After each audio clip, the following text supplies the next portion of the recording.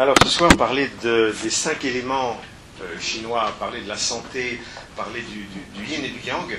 C'est une entreprise un peu audacieuse pour moi. Pourquoi? Parce que depuis des années, c'est quelque chose que je fais passer, que j'essaye de faire passer à mes étudiants, et je vois quelle est la difficulté. D'ailleurs, j'en ai repéré pas mal dans la salle, qui viennent pour une piqûre de rappel, et je crois que c'est pas plus mal, parce que autant c'est relativement simple d'entrer dans un concept comme la macrobiotique, hein, pour ceux qui ont connu cette approche nutritionnelle des années 60. Mais si vous grattez un petit peu, derrière la macrobiotique, il y a quand même tout le taoïsme, tout l'équilibre du yin et du yang, tel qu'a pu le décoder à l'époque Georges Chawa. Et puis, derrière le yin et le yang, il y a forcément tout un tas d'histoires d'organes qui se répondent, qui sont en relation permanente avec des saisons, avec des couleurs, avec des sons, avec des postures, avec des émotions. Et c'est dans cette subtilité-là qu'on va rentrer, en essayant le plus possible de rester dans l'hygiène de vie, dans le quotidien, d'une façon assez précise. Alors je vous fais grâce d'une part historique, en tout cas je vais la résumer au minimum. On dit parfois pas mal de bêtises quand on confond les anciennes médecines traditionnelles du monde. On parle de l'Ayurveda comme étant aussi âgée que la médecine chinoise. Non, la plus ancienne, c'est vraiment la médecine ayurvédique. La médecine chinoise est beaucoup moins ancienne dans sa structure, même si elle est quand même multimillénaire dans sa philosophie et dans ses approches, je dirais, non codifiées. Hein, donc une médecine orale à peu près jusqu'à moins 300, 300-400 ans avant Jésus-Christ. Avant, on est dans une médecine qui a découvert les aiguilles et qui le fait d'une façon empirique, qui pique, c'est vrai. Il y a une pharmacopée, mais qui n'est pas du tout structurée telle qu'on la connaît depuis. Et puis la théorie des 5 éléments, elle balbutie, puisqu'au départ, c'est une théorie des 4 éléments. La Terre étant au centre et les 4 saisons, en quelque sorte, tournant autour de ce principe Terre. Donc il faut attendre voilà, des textes fondateurs comme les textes de l'Empereur Jaune, comme la philosophie bien sûr de Lao Tzu et de Confucius. Hein, on est sur le 4e siècle, on est quasiment contemporain de Pythagore. On est sur Zhang Yongying, qui est moins connu, mais qu'on appelait l'Hippocrate chinois. Quelqu'un qui avait flirté pas mal avec la pensée d'Hippocrate, et qui justement va faire ce distinguo entre les 4 éléments, la terre, l'air, l'eau et le feu, qu'on connaît nous dans notre culture occidentale, et les 5 éléments qui sont a priori étonnants, puisqu'ils font intervenir le métal, comme un élément déjà différent, en plus du bois, qui lui aussi va se placer, vous le verrez, en rapport avec la saison du printemps. Bon, cette aventure nous dit quoi? Que quand on parle de yin et de yang, dans les textes en tout cas, il faut attendre le 3e siècle avant Jésus-Christ, donc 2300 ans d'aujourd'hui, avec un certain Zhu Yan qui va formuler ce modèle quasi philosophique.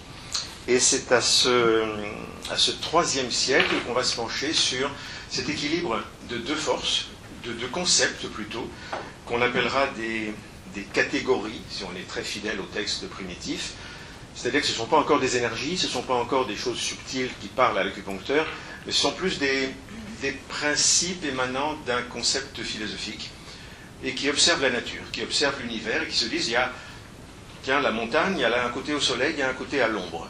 Ça commence comme ça, et c'est l'origine des mots yin et yang. Le yin sera à l'ombre, et le côté ombre, et le côté soleil sera le côté yang. Ça commence comme ça, c'est même l'étymologie des mots yin et yang en vieux chinois. On est au 3e siècle, et puis on s'aperçoit que ce yin et ce yang sont en permanente dynamique. Ben oui, parce que le soleil se lève, le soleil se couche, et à chaque instant, l'ombre avance, ou la lumière décroît, comme vous voulez, et le tout va suivre le cycle des saisons, et on s'aperçoit que par le principe de l'analogie, un principe qui était cher aussi d'ailleurs à Hermès, hein, la loi des correspondances, si vous voulez, c'est la même chose, les analogies, et bien on s'aperçoit que s'il y a de l'ombre et de la lumière d'un côté et de l'autre d'une montagne, eh bien peut-être qu'on peut appliquer ce concept à toute autre chose, comme le masculin, le féminin, l'ortho et le parasympathique, le chaud et le froid, etc. Donc, toute une déclinaison de paires d'opposés vont se mettre en place, qui petit à petit vont être utilisés en médecine, alors qu'ils sont au départ des principes essentiellement philosophiques. Les médecins chinois, jusqu'à Mao Tse-tung, donc jusque dans les années 50, avaient une place extrêmement honorée en Chine, comme des maîtres de sagesse. Et puis la révolution culturelle, vous le savez, a bouleversé complètement cet état de choses. Et avec le maoïsme, on a constaté une attaque à boulet rouge contre tout ce qui pouvait toucher aux religieux ou aux mystiques dans la pensée chinoise. On a brûlé des textes fondateurs, on a emprisonné des sages. Et pendant quelques années, c'était un véritable anéantissement des concepts fondamentaux de la médecine chinoise en Chine, à tel point que ce sont les Français qui ont préservé des livres et qui ont, des années 70 à 2000, généré des formateurs, des professeurs, si vous voulez, qui sont aujourd'hui ceux qui sont en charge de l'enseignement en Chine. Bon, alors les Chinois sont partagés entre deux positions, c'est-à-dire qu'ils ont quand même un orgueil considérable et ne prennent pas facilement des leçons de l'Occident. Mais d'un autre côté, nos médecins chinois français ont développé une certaine pédagogie, une certaine souplesse également relationnelle, qui fait que tout le monde y trouve son compte aujourd'hui et qu'il y a un renouveau, si vous voulez, de la médecine traditionnelle chinoise en Chine, grâce au courant notamment francophone. Oui, je vais passer sur les livres fondateurs et les textes, c'est un petit peu sans intérêt pour nous ce soir. La révolution culturelle, je viens d'en parler. S'il y a un témoignage, si Marguerite Cardos était là, Marguerite qui parle souvent ici, dans le cadre du dialogue avec l'ange, dans la crypte, et qui nous fait le plaisir aussi d'animer des conférences pour notre association. Marguerite, à qui je dois beaucoup, puisque c'est une sinologue, une sumérologue, une acupuncteur, un pratiqueur, naturopathe assez extraordinaire. Et c'est vraiment grâce à elle que j'ai pu être amené à faire cette synthèse que je vais résumer ce soir, puisque pour ma part, j'ai découvert l'acupuncture et la médecine chinoise pendant mes cours de naturopathie en 1975. Ne rajeunis pas, comme dit l'autre. Et je suis tombé sur un prof extrêmement brillant, sauf qu'il avait oublié de parler français. Et tous les textes, toutes les références, tous les points d'acupuncture étaient donnés en chinois, ce qui était absolument brillant au plan intellectuel, mais absolument incompréhensible par l'étudiant que j'étais à l'époque. Et quand même, j'ai tenu 3 jours de séminaire avec lui, et notamment, j'ai été touché par la notion de prise de pouls chinois. J'ai senti intuitivement que c'était quelque chose de vraiment important. Alors j'ai oublié les mots chinois et je me suis dit, tiens, là tu vas prendre les pouls systématiquement. À toi-même, mais à tes amis, à tes parents, d'une façon obsessionnelle. Pendant à peu près 20 ans, j'ai fait ça. Donc j'ai accumulé quelques milliers de prises de pouls, mais je n'avais pas les sous-titres. Je n'avais pas le sens de ce que je faisais. C'était juste des perceptions empiriques, vous voyez, intuitives. Et puis c'est grâce à une rencontre avec Marguerite, qui a eu la pédagogie et qui a su me parler avec des mots simples et à m'inviter à certaines lectures. Et à partir de là, je suis devenu un fou de médecine chinoise. En tout cas, j'ai essayé de comprendre ce qu'il y avait derrière la pulsologie. J'ai dû accumuler en tant que thérapeute pour à peu près 25 000 consultations, donc ça veut dire 25 000 prises de pouls. C'est une certaine expérience, je dis ça pour les stagiaires. On en reparlera quand vous aurez autant d'expérience. Pourquoi c'est important? Parce que dans l'expérience de la prise de pouls, on touche au subtil et au rationnel à la fois. Bien sûr, on a le doigt sur une artère qui bat, donc ça peut se compter, ça peut s'estimer en puissance, en profondeur. C'est quelque chose de tout à fait objectif. Et si 30 thérapeutes prennent le pouls de quelqu'un dans la salle, ils vont dire la même chose. C'est objectif. Par contre, si on s'arrête là, c'est presque trop simple.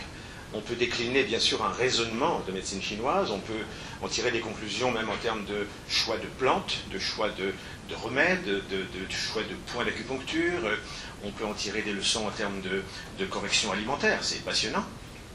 Mais on n'est pas dans la subtilité que j'appellerais intuitive de la relation d'aide. Et c'est ça qui me semble le plus important pour un vrai thérapeute, c'est d'entrer, une fois cet espace rationnel, quasi mathématique, dépassé, s'autoriser à entrer dans une relation d'âme à âme avec le client et être à l'écoute, là, peut-être de sa vie émotionnelle, de son cœur, de sa dimension d'être, de ses souffrances intérieures, de ses conflits d'ordre privé, de la dimension karmique de sa maladie, et pourquoi pas du contact avec ses guides. Donc, à ce niveau de perception, on dépasse complètement la lecture, bien sûr, horizontale, rationnelle, et je dis souvent à mes étudiants, on ne passe pas de l'une à l'autre sans prise de risque. Il y a un véritable sas, vous voyez, un espace de brouillard, un espace de confusion, lorsqu'on lâche la dimension immédiatement rationnelle de la prise de pouls et qu'on s'ouvre à une intuition qu'on pourrait qualifier de relation télépathique, hein, avec le client. Et si l'on a le malheur d'être un peu dans une émotion personnelle, dans un trouble personnel, un souci personnel, c'est-à-dire un manque d'alignement, un manque de centrage, eh bien ce que l'on va percevoir du client sera erroné et sera de l'ordre du mirage, de l'illusion. Donc il y a pas mal de thérapeutes et même des médecins chinois, hein, qui ne font pas attention à cette dimension de l'exigence qu'un thérapeute doit avoir vis-à-vis de sa propre hygiène de vie et de son propre alignement. Et si on n'a pas des méditations régulières, si on n'a pas une hygiène de vie au minimum cohérente, il ne faut pas prétendre s'ouvrir à une relation subtile, parce qu'on va glisser dans des formes de mirage et de déformation de la relation avec l'autre. Alors, dans les déformations, il y a eu aussi des déformations historiques. Alors, elles sont intéressantes. Pour préparer mes cours et pour préparer cet exposé, j'ai quand même fait référence à 6 ou 7 médecins chinois, hein, que j'ai interviewés depuis des années, et à presque une dizaine de bouquins fondateurs chinois et japonais de différentes époques. Et pourquoi c'est intéressant de parler des bouquins de différentes époques? Parce que les erreurs de traduction, souvent, elles sont copiées-collées de maître à élève ou d'école à élève. Ce qui veut dire que dans les années 30 à 50, il y a un des grands sinologues, hein, un des grands spécialistes de la médecine chinoise qui s'appelait Soulier de Moran, et qui a fait de son mieux. On ne va pas lui jeter la pierre. Sauf qu'en faisant de son mieux, il a traduit d'une façon parfois très très maladroite certains concepts, notamment comme certains pseudo-organes qu'on appelle le ministre du cœur et le triple réchauffeur, qui ne correspondent pas à des vrais organes mais qui sont pourtant des poux. On ne va pas en parler ce soir, c'est trop compliqué pour le niveau grand public, hein, bien sûr. Vous aurez assez de difficultés tout à l'heure, quand on rentrera dans les histoires de famille. Mais à partir d'erreurs de traduction, je dirais, ou d'interprétation, depuis Soulier de Moran, il y a eu des bavures qui ont été répétées jusque dans les années 60, 70 aux États-Unis, et qui sont arrivées aux oreilles de chiropracteurs. Quel rapport, me direz-vous? Eh bien, les chiropracteurs et les ostéopathes, à commencer par Goodhart et John Thye, ont été à l'origine de la kinésiologie. Touch for Health, et puis la kinésiologie, qui aujourd'hui est vraiment très, très bien connue en France. Hein. Pas toujours d'ailleurs bien vue par nos décideurs. Vous savez que l'ami Vilude a un œil très très attentif à cette discipline qu'elle classe dans les dangers de manipulation mentale, hein, et de dérive sectaire. Mais bon, la naturopathie aussi et la sophrologie aussi, donc comme ça tout le monde y trouve son compte. Et nous sommes bien surveillés en France. Réjouissons-nous.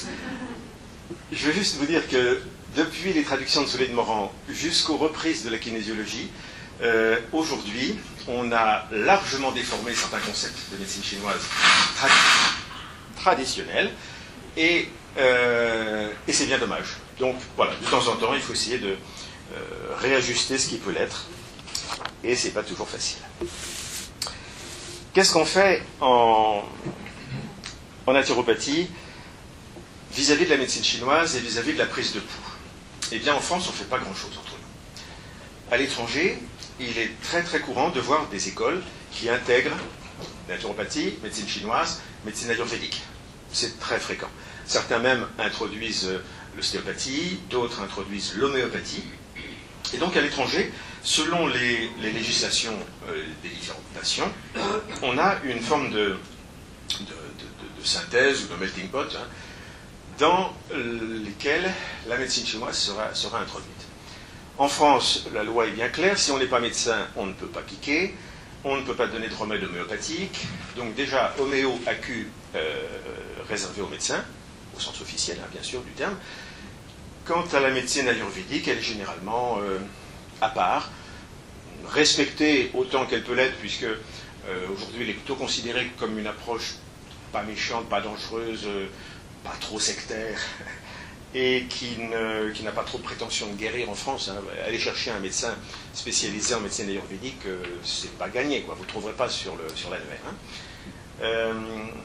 Donc en France, on n'a pas cette capacité d'intégrer. Et c'est vrai que parmi les écoles, à ma connaissance, le Sénato est la seule à avoir eu l'audace de faire rentrer des éléments de yin et de yang dans des cours de psycho, utiles en nutrition, utiles en énergétique, utile quand on fait des moxas, puisque ça c'est libre, le fait de chauffer des points, vous savez, avec des petits charbons, c'est quelque chose qui n'est pas interdit, dès lors qu'on ne pique pas et qu'on ne brûle pas le client. Et puis la prise de pouls également, bien sûr, que j'ai tâché de faire entrer comme un élément supplémentaire dans le bilan de santé de la naturopathie, pour aller un pas plus loin que la morphologie et que l'iridologie, ce que font tous les praticiens. Bon, ceci dit, quand on parle du yin et du yang, vous avez tous en tête l'image du Tao, vous savez, ce cercle avec deux demi-parties comme des gouttes d'eau, une noire et une blanche. À l'intérieur du noir, un petit peu de blanc, à l'intérieur du blanc, un petit peu de noir, ce qui donne une image un peu dynamique, hein, de ces deux principes, qu'on appelle le Tao, le principe unique, ou le yin et le yang. Important de savoir que quand on parle d'une personne yang, une personne yin, un aliment yin ou un aliment yang, il est absolument impossible de dire c'est absolument vrai. Parce que l'absolu n'existe pas en termes de yin et de yang, on est dans le relatif. Ça dérange ça. Nous qui sommes une société qui aime bien les choses absolues, on commence à dire ah ben non. C'est relatif. Et on dit même c'est dialectique. Ça veut dire que ça se discute en clair. Vous voyez ? Ça veut dire qu'on peut lancer un débat, et puis tant qu'on n'est pas dans le délire, on peut avoir raison. J'adore ce type de paradoxe parce qu'il nous éclate quelques neurones, vous voyez, et il nous oblige à nous remettre en cause, à rester open mind, hein, à rester la pensée ouverte, et à créer des liens, aussi des ponts entre le cerveau droit et le cerveau gauche, qui eux aussi sont yin et yang. Quand on utilise correctement cette lecture dans le bilan naturopathique, on a au final toute une liste de clés opératives extrêmement pertinentes qui vont permettre d'ajuster un réglage alimentaire, par exemple, avec beaucoup plus de précision que si on n'avait pas cette clé. Yin, yang. Alors tout le monde connaît ces mots-là, tout le monde a une vague idée de ce que ça peut vouloir dire. Alors vous allez participer un peu, on va lancer des mots, des concepts, et vous allez me dire si, voilà, qu'est-ce qui est yin, qu'est-ce qui est yang dans cette idée-là. Et puis, comme les stagiaires sont assez nombreux, ils ont les réponses, laissez parler aussi le grand public. Si je vous dis le ciel et la terre, lequel est yang ? Le ciel. Parce que la lumière, rappelez-vous, le côté lumineux de la montagne. Hein, yang. Donc si je vous dis horizontal ou vertical, lequel est yin ? horizontale, comme la Terre, qui est yin, loin du Soleil, d'accord? Si je vous dis immobile ou mobile, lequel est yang? Bravo, le mobile est yang par rapport à l'immobile. Ça fait penser à l'ovule et au spermato. Vous voyez, l'ovule est yin, le spermatozoïde est yang. Entre un produit concentré comme un noyau de prune et la partie expansée, c'est-à-dire la chair, la pulpe de la prune, qu'est-ce qui est le plus yang? Le noyau. Ben, décidément, avez-vous besoin de venir ce soir à cette conférence? Vous savez tout, parfait. Plus subtil, en termes de mouvement maintenant, en termes de direction, quelque chose qui va vers le centre, centripète, par rapport à quelque chose qui va vers la périphérie, centrifuge, lequel est yang? Ah là, il y a un piège. Hein? Là, c'est compliqué. Alors, les deux sont vrais. Selon que l'on considère l'état ou la dynamique. Si je considère l'état, ce qui va vers le centre, c'est le noyau. Il est yang. Si je considère la dynamique, c'est le spermato qui s'échappe vers l'extérieur à la recherche de l'ovule, il est yang. Dans la dynamique centrifuge. Donc, double regard, et c'est la première prise de tête de la soirée seulement. Le temps et l'espace, lequel est yin? Le temps et l'espace. Ah non. Si vous regardez toutes les traditions, toutes les religions, tous les archétypes, le temps c'est le père, le temps c'est chronos, le temps c'est yang. L'espace, c'est yin. Prendre de l'espace, c'est yin. La féminité au sens cosmique est yin. Entre matière et esprit, qu'est-ce qui est yin? La matière, bien sûr. Et derrière cela, vous voyez, il n'y a jamais de notion de valeur, il n'y a jamais de jugement surtout. Parce que si je vous dis entre masculin et féminin, qu'est-ce qui est yin? Le féminin. Le féminin n'est pas forcément toujours horizontal, ni obscur, ni immobile, ni centripète. D'accord? Donc, attention aux caricatures, et attention aussi à ce qu'on a pu écrire en termes un peu péjoratifs, en disant le yin c'est mal, le yin c'est le mauvais. Ça c'est une déformation qu'on doit, je dirais, une mauvaise lecture de George Ohsawa, quand il a tenté d'appliquer la médecine chinoise à l'alimentation dans les années 60 et qui nous a apporté la macrobiotique, le zen macrobiotique. Et comme vous verrez tout à l'heure que l'immense majorité des pathologies liées à un excès de yin, il est facile après de faire un amalgame et de dire le yin c'est l'ennemi, d'accord? Et après on n'est pas bien avec les femmes. Entre l'ortho et le parasympathique, qu'est-ce qui est yang? L'ortho, bien sûr. Dynamique, responsif, adaptatif, lutteur, alors que le parasympathique nous amène au repos, récupération, vagotonie, sommeil. Très bien. Bon, là vous avez les concepts fondamentaux d'ordre un peu philosophique, assez générique. Si maintenant, tout va bien là, normalement. Bon. Si maintenant vous appliquez ce regard en essayant de discriminer le yin et le yang dans un aliment, là on rentre dans le concret. Et si vous avez pour critère la couleur de l'aliment, quelles seront les couleurs yang?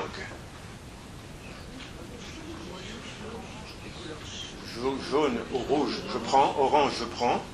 Donc les couleurs chaudes, en effet. Et le yin sera les couleurs froides, c'est-à-dire bleu, pas vert. Non. Pensez à l'arc-en-ciel. Cours de CP. En CP, vous avez fait l'arc-en-ciel. Rappelez-vous. Indigo et violet. Et violet. Il y a 7 couleurs. Ça veut dire qu'il y a 3 couleurs yin, 3 couleurs yang, une couleur neutre. Yin-yang, qui est le vert. Et le vert, il a tous les potentiels, si vous voulez. Le vert, c'est la nature, c'est plein de choses, mais c'est aussi le rayon vert qui tue. C'est des choses très suspectes, le rayon vert. Hein. Il n'y a pas un film d'horreur où vous avez un éclairage vert qui arrive sur le monstre ou sur le méchant, hein, parce qu'il y a du suspect dans le vert. On parle du rayon vert au coucher du soleil, qui est un rayon de mort. Donc, une pomme rouge sera plus yang qu'une pomme verte. Tout le monde suit. Ça va.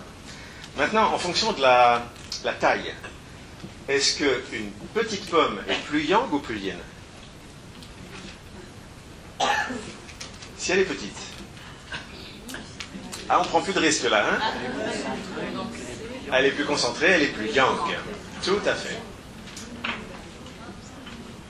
Mais qu'est-ce qu'on fait d'une petite pomme rouge par rapport à une grosse pomme verte?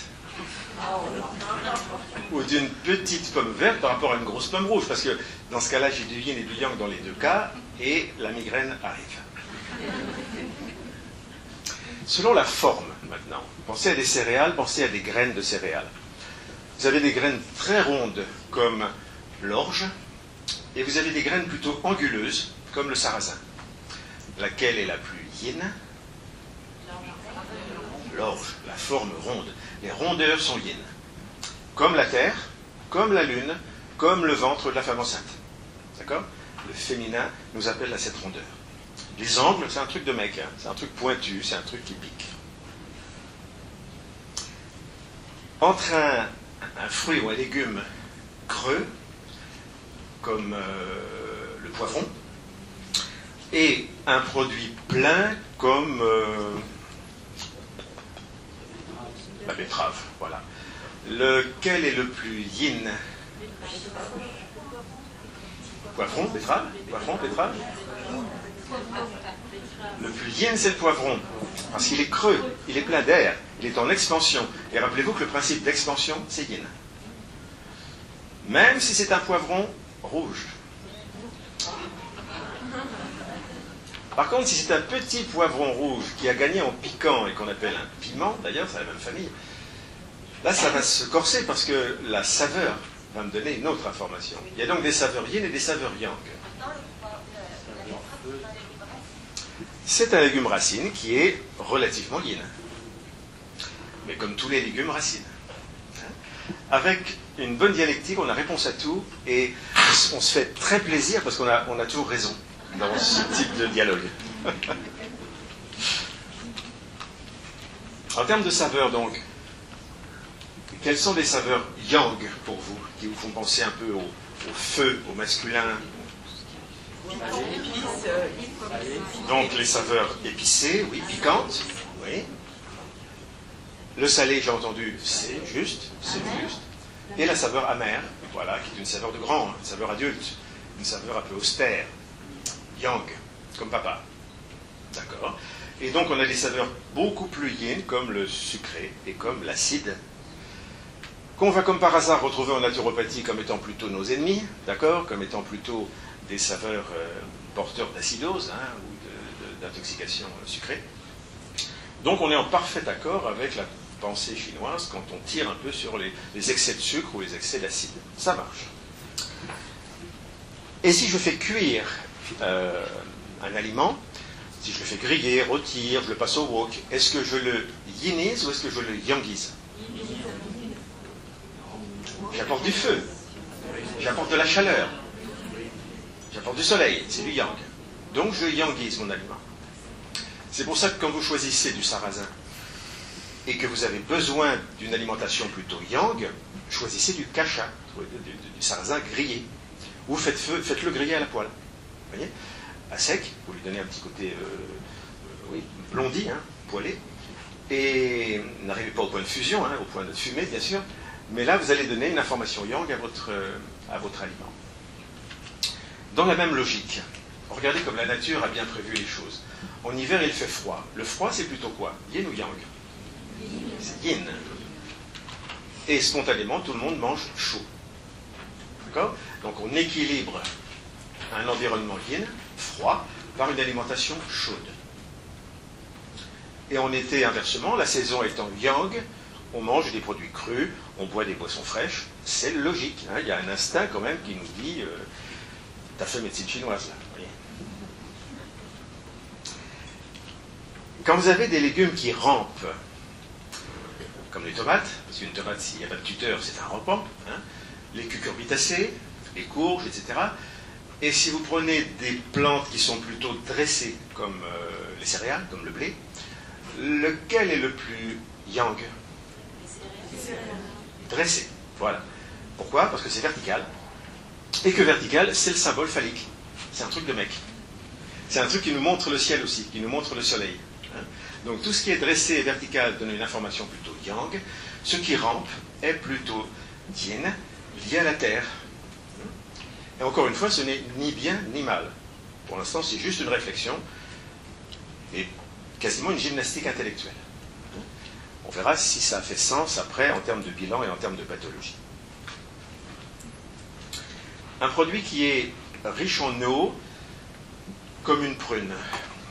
Et le même produit qu'on retrouve 3 mois après séché, qui s'appelle un pruneau, lequel est le plus yin? La prune, d'accord, à cause de l'eau qui est yin. D'accord. Donc le séchage est un moyen également de yangiser son alimentation. Entre du blé non germé et du blé germé, lequel est le plus yin? Ça cogite là, hein? Je formule différemment. La germination est-elle un processus yin ou yang? Yin. Extrêmement yin. La vie est yin dans la mesure où elle va accumuler de l'eau, ma graine. Elle va se dilater, elle est en expansion, deuxième façon d'être yin. Et ce processus de croissance est d'autant plus yin qu'il est rapide. Plus une graine pousse vite, plus une plante pousse vite, plus elle est yin. Par analogie, plus une tumeur se développe vite, et plus elle est dangereuse, plus elle est yin. D'accord? Parce qu'une tumeur, il n'y a pas plus yin qu'un cancer. Ok. Alors comment on va s'en sortir, puisqu'on a presque entendu que le yin était lié à la pathologie, au cancer. Comment on va se débrouiller avec ce blé germé qui est très très yin? Est-ce que ça veut dire qu'il est porteur d'énergie de maladie? Eh bien non. Parce qu'il y a un sous-titre là qui dit, réfléchis, et qui dit, qualitativement, il y a du yin porteur de maladie, et il y a du yin porteur de vie. Ça veut dire que les produits germés sont considérés comme la plus haute qualité de yin alimentaire. La plus haute qualité de yin alimentaire.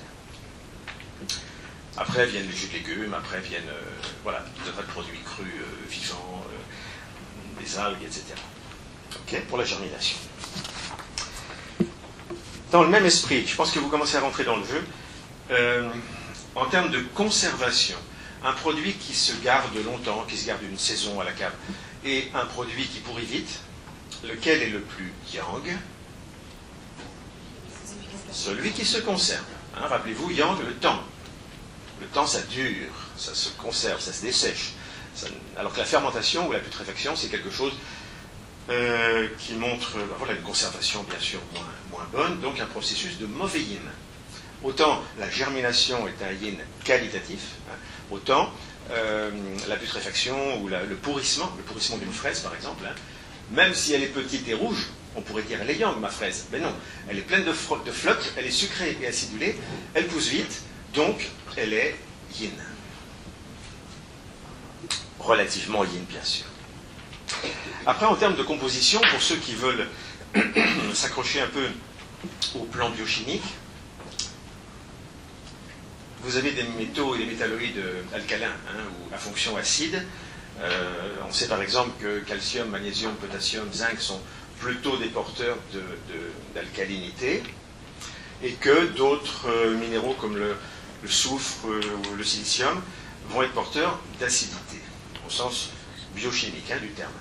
Donc, est-ce que les minéraux alcalins sont plutôt yin ou yang? Yang. Ça tombe bien, ça c'est cohérent en naturopathie aussi, on va être prudent sur ce qui nous acidifie.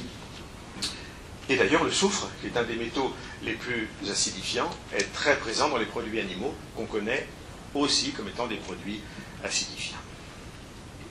Donc le pH de notre corps, de nos urines, nous donne un indicateur tout à fait fiable de notre équilibre yin-yang. Et plus votre pH urinaire, en faisant le test de papier pH le matin, sur votre deuxième urine du matin, si vous êtes au-dessous de 6, bon, inquiétez-vous un petit peu. Il y a quand même un terrain qui est beaucoup trop acide et ça serait bien d'alcaliniser votre métabolisme, votre terrain. On continue à jouer le jeu en comparant maintenant deux catégories d'aliments. Dites-moi lequel est le plus yang entre les végétaux et les animaux. Le plus yang entre les animaux et les végétaux. Les animaux, pourquoi? Le mouvement, la chaleur, la concentration aussi. Les principes actifs d'un animal sont bien plus concentrés que dans un végétal. Exact. En plus, le végétal est beaucoup plus lié à la terre, il est enraciné, il a besoin d'eau, il a les pieds dans la terre et dans l'eau, donc dans deux éléments yin. Terre, eau, yin, air, feu, yang. Donc plus on va vers le feu, plus on est dans le yang, plus on descend vers la terre, plus on est dans le yin. D'accord. À l'intérieur des végétaux maintenant, zoomer à l'intérieur des produits végétaux. Imaginez tout ce qui peut se manger de végétal. Qu'est-ce que vous mettriez dans la famille la plus yang? Aliments végétaux yang. Alors, je vous ai dit les sarrasins tout à l'heure, mais il y en a plein d'autres. Les noix sont plus yang en effet que les fruits, oui. J'ai entendu quelque chose à demi là par là. Le blé et les céréales, oui, sont plus yang que les fruits et que beaucoup de légumes, oui. Les épices vont apporter du feu, oui, du yang, d'accord. Trouvez-moi une catégorie de végétal très concentrée en minéraux.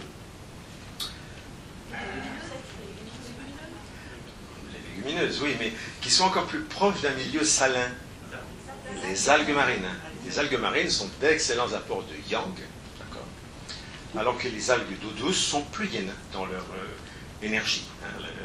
La clamaque, la spiruline sont plus yin comme information que le kombu, le wakame, les dulses, les algues de mer, à cause de l'aspect chlorure de sodium notamment et concentration.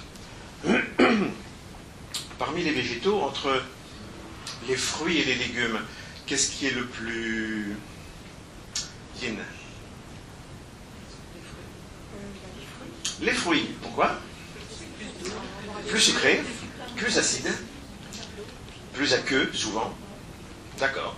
Mais on pourrait se tromper, parce qu'on pourrait dire que les fruits poussent plus près du soleil que les légumes. Eh ben quand même, là, il faut relativiser. On fait le compte, on fait des bâtons. On met tous les yin, on met tous les yang, on voit celui qui gagne, quoi, dans les critères.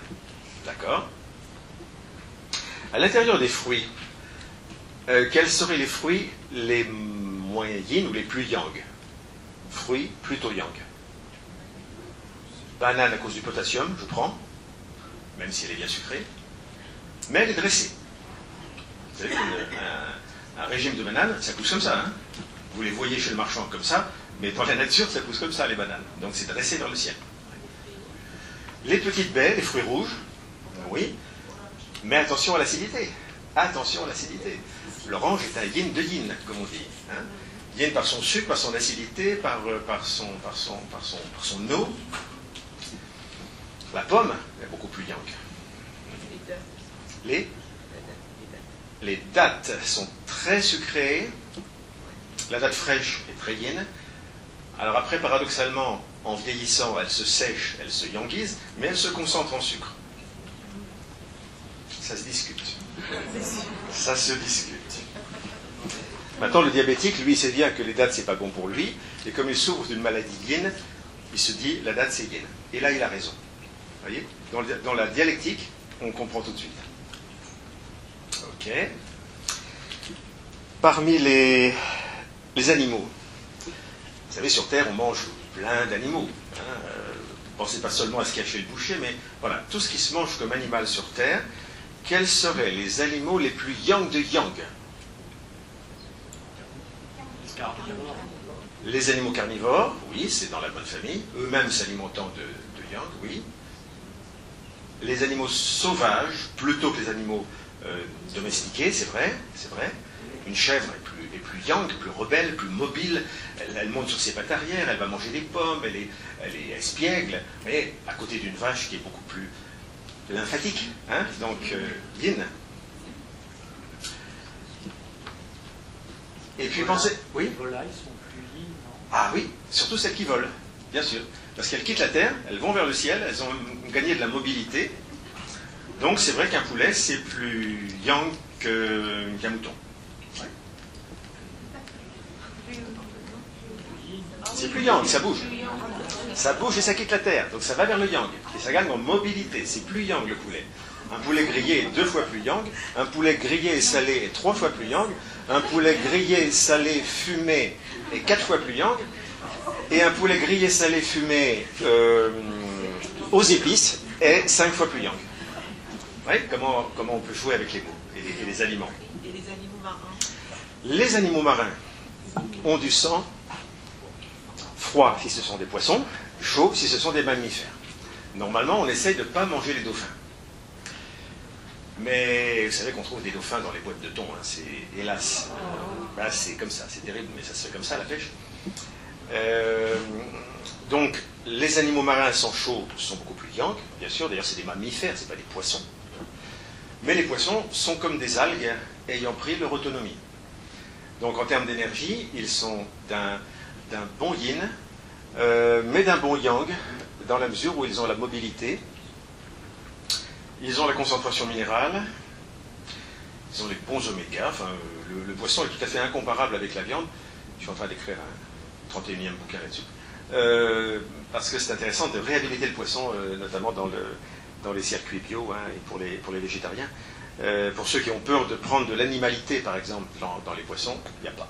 Vous pouvez manger du poisson tous les jours. Vous n'allez pas devenir agressif comme si vous mangez du steak. Les animaux. Et vous ne m'avez pas donné encore la famille d'animaux les plus yang de yang. Plus petits, plus concentrés, encore plus mobiles. Les insectes, qui sont un avenir extraordinaire pour la planète, hein, je pense, en termes de qualité de protéines. On est en train de découvrir ça. En plus, c'est plutôt sympathique à manger.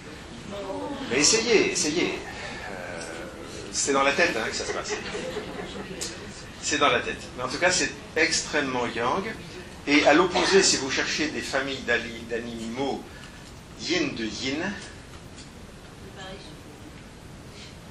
alors pensez lenteur, humidité, serpent, c'est déjà très yin, encore plus yin, les batraciens, les escargots, les grenouilles, c'est quand même très yin.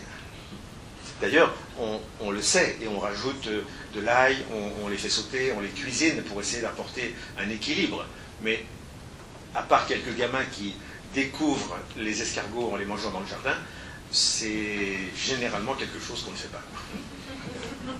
Après, si vous êtes instinctivore et que l'escargot vous parle, pourquoi pas? Bon, il y a pire. Les crustacés, les coquillages. Alors, on va distinguer dans les fruits de mer les crustacés et les coquillages. Les coquillages étant celles qui peuvent se manger crues, les huîtres, les coques, les moules, les prairies. Les crustacés étant les crabes, les homards, les crevettes, un peu fossoyeurs de la mer, beaucoup plus concentrés en purine et en déchets, plus yang, mais d'un mauvais yang, alors que les huîtres sont d'un yin-yang, je dirais, tout à fait intéressant au niveau de la santé. Ok. On pourrait comme ça passer la nuit. Pour ceux qui ont fait un bilan de santé en naturopathie, pour ceux qui connaissent les bilans étant professionnels ou bientôt professionnels, si on s'interroge sur la morphologie de quelqu'un, les formes du corps, hein, les observables comme on dit en naturopathie, il y a quand même des signatures de tempérament yin, du tempérament yang. comment se repère une personne très yang? Plus allongé. Longiligne, oui, comme un épi de blé dressé, d'accord, un peu phallique, oui. Quoi d'autre? En termes de tissu, plutôt sec. Ah oui, sec, mince, élancé, d'accord. Est-ce qu'il est plutôt mobile ou passif? Mobile, donc plutôt marchant à la caféine. Hein. La caféine est un produit yin qui donne un effet yang. Intéressant, beaucoup de médocs marchent comme ça. Hein. Beaucoup d'excès d'ailleurs de yin génèrent du yang, comme tout excès de yang va générer du yin. Vous prenez un coup de froid, c'est une attaque de yin en médecine chinoise. Et vous avez de la fièvre. Réponse yang. D'accord. Vous prenez un excès de yang. Par exemple, vous, au resto chinois, vous vous trompez, vous prenez une bouchée de wasabi. D'accord? Du réfort japonais, ça vous met la bouche en feu. Donc vous avez une attaque de yang. Et dans les minutes qui suivent, vous pleurez, vous mouchez, vous crachez, vous éliminez de l'eau. Donc, réaction yin. D'accord? Tout excès de yin amène du yang. Tout excès de yang amène du yin. Gardez ça dans un petit coin, parce que quand on parlera de psychologie tout à l'heure et de relations humaines, ça sera la même chose. Donc, mon personnage plutôt yang, je continue sur lui. Est-ce qu'il est plutôt coloré ou pâle? Coloré. Plutôt dans les teints rouges, hein, parce que s'il va dans les gris verts, c'est du mauvais yin. Hein, d'accord? Plutôt gros dormeur ou peu dormeur? Peu dormeur, d'accord. Et socialement, il est plutôt introverti ou extraverti? Extraverti. Très bien. Donc, on va retrouver par exemple les tempéraments qu'on appelle le milieu ou qu'on appelle le sanguin, hein, qui ont des qualités yang. Ils sont sténiques d'ailleurs, hein, ils sont au centre des tableaux, généralement dans les tableaux de morphologie. Et puis après, on va trouver un yin, qui est une caricature de yin que vous avez en tête. Hein, donc le tempérament le plus yin, c'est qui? Le lymphatique, qui est dilaté, plutôt court, oui, mais bon, pas toujours, et puis pâle, froid, plein d'eau, hein, plein d'œdème, donc un excès d'eau, l'œdème c'est extrêmement yin, d'accord. Gros dormeur, ok. Et souvent plus introverti, plus rêveur, plus lunaire, plus... Ok, bon. Il faut de tout pour faire le monde. Mais qu'est-ce que je vais faire de... Parce qu'il y a un vrai problème après pour les naturopathes en herbe, là. Hein. Il y a un vrai problème. Qu'est-ce que je vais faire du nerveux, d'Hippocrate, qui est longiligne, sec, mais qui est froid, et qui dort mal, agité, anxieux. Il nous montre plein d'indicateurs de yang. Il se suryanguise avec 10 cafés par jour, mais en fait, il est extrêmement yin par l'acidose. D'accord? Ça veut dire que quand on avance un peu dans la réflexion, on s'aperçoit que, bon, au début c'est ludique ou c'est compliqué, mais après on s'aperçoit qu'il y a des hiérarchies dans les critères. Et que le critère d'acidité est un critère majeur, bien plus important que le critère, par exemple, psychologique, ou le critère de taille, ou de longiligne, bréviligne, vous voyez, en morphologie. Et c'est parce qu'il est extrêmement acide qu'il va s'arthritiser mon grand nerveux, là, hein, dans la famille des neuroarthritiques, vous les connaissez. Ils sont tous frileux, anxieux, nerveux, pâles, bon, ok. Mais ils bluffent, quoi. Hein. Socialement, ils sont bien dans l'action, et ils donnent un bluff de yang. C'est un mauvais yang, c'est un yang d'agitation, par excès de yin, par excès d'acidose. Bon. Une fois qu'on a vu grosso modo les critères morphologiques, on va zoomer un peu sur les pathologies. Je vais vous donner une huitaine de symptômes, de pathos, et vous allez me dire si c'est yin ou yang. Les surcharges. Surcharge pondérale, yin. Les carences.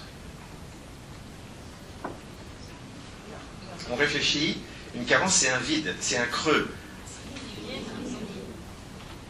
C'est un poivron, vous voyez, c'est creux. Un manque de quelque chose, c'est de l'espace. C'est yin. Quand on s'oxyde avec l'avancée en âge, processus yin. Une pathologie qui devient chronique, est-elle plus yin ou plus yang qu'une pathologie aiguë? Plus yin. Avec épuisement, et c'est un paradoxe parce qu'on pourrait dire oui mais le temps c'est yang, et un fruit qui se conserve longtemps c'est yang. Alors là il faut revoir sa copie. Il faut revoir sa copie. La pathologie aiguë est yang, parce que dans une explosion centrifuge, alors que la pathologie chronique est yin par le côté centripète, par le côté qui dure dans son oxydation, ses carences ou ses surcharges, un peu les pathos qu'on appellerait aujourd'hui à bas bruit, vous voyez, sur un fond toxinique. Une rage de dents qui vous réveille, elle est yang. Une rage de dents sourde pendant des semaines, elle est yin. Douleur yang, douleur yin. Donc la chronicité est yin. L'acidose, on a vu qu'elle était nettement yin. Et la mucose, les mucus, les excès de cholestérol, de crachat et le corée, yin, ça coule, hein, c'est sucré, c'est gras, allez. Les lésions, quand un organe craque, une hépatite, une cirrhose, un diabète de type 1, c'est yin. C'est yin, il y a une attaque de la matière, une attaque de la structure. Et puis les maladies de civilisation, comme on dit, le diabète, l'athérosclérose, c'est du grand yin aussi, c'est du grand yin. Toutes les insuffisances fonctionnelles, donc, sont yin. Les œdèmes, on l'a dit, yin, donc la rétention d'eau.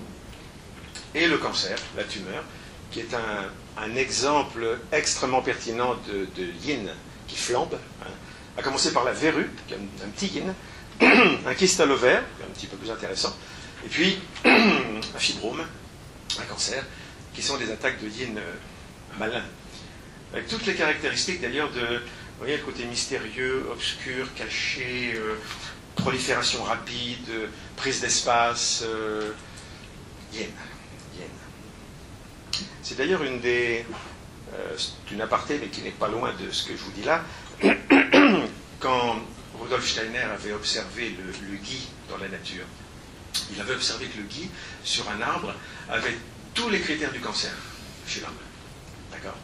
Et c'est pour ça qu'il avait fabriqué des remèdes, hein, la viscome thérapie, qu'on utilise toujours aujourd'hui dans les cancers. Le cancer, dans son côté anarchique, eh ben, c'est comme le gui. Le gui pousse anarchiquement. C'est un des exceptionnels végétaux à ne pas être héliocentrique. Héliotrope, vous voyez, se tourner vers le soleil, hélios. Toutes les plantes se tournent vers le soleil, pas seulement les tournesols, d'accord? Ils vont vers la lumière. Ben non, vous regardez le gui, quand il part sur une branche, il part à 360 degrés d'une façon sphérique. Il n'obéit pas à la lumière. En plus, il pousse plus la nuit que le jour, comme le cancer. C'est un truc nocturne, obscur, un peu bizarre, qui passe par l'animalité aussi, puisque le gui vient par les crottes d'oiseaux, hein, de corbeaux notamment. Hein, il y a une prégermination de la graine dans les oiseaux.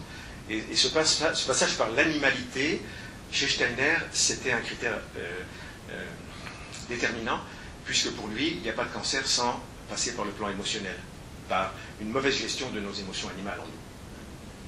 Donc, voilà, c'est une façon de rentrer un peu dans la tête de ce fondateur de la médecine anthroposophique. Si on s'arrêtait là, on dirait, bah alors, Oshawa avait raison, toutes les maladies sont yin, et il faut donc se yangiser. Il faut manger chaud, cuit, grillé, yang, salé, piquant, amer. Est-ce qu'il y a des pathologies yang? Vous savez, j'ai cherché depuis des années. Il n'y en a pas. Il y a des symptômes yang, mais il n'y a pas de maladie. C'est comme si la nature avait prévu un équilibre un peu paradoxal. Et de temps en temps, il y a une flambée de yang. On la prend pour une maladie, mais elle nous sauve la vie. Ça s'appelle la fièvre. D'accord? La fièvre est un accès de yang, une attaque de yang salutaire, avec une montée de température, bien sûr, une élimination de l'eau, donc on se sèche, on se concentre, mais on sait bien que la fièvre travaille pour nous. Une tachycardie, une accélération du cœur, c'est yang, par opposition à une bradycardie, un cœur lent, qui est un cœur yin. D'accord? Mais quand on sait qu'on n'a pas un cœur rapide pour rien, 9 fois sur 10, c'est parce que le sang est trop épais. Et que pour arriver à faire une circulation correcte, le cœur n'a pas le choix. Il faut qu'il pompe plus vite pour arriver à pulser autant de sang s'il était un petit peu moins épais. On voit ça chez les gens qui sont en situation de plateau cardiovasculaire. La fièvre, la tachycardie, l'hypertension artérielle. De la même façon, ce n'est pas une vraie maladie, c'est une réponse adaptative.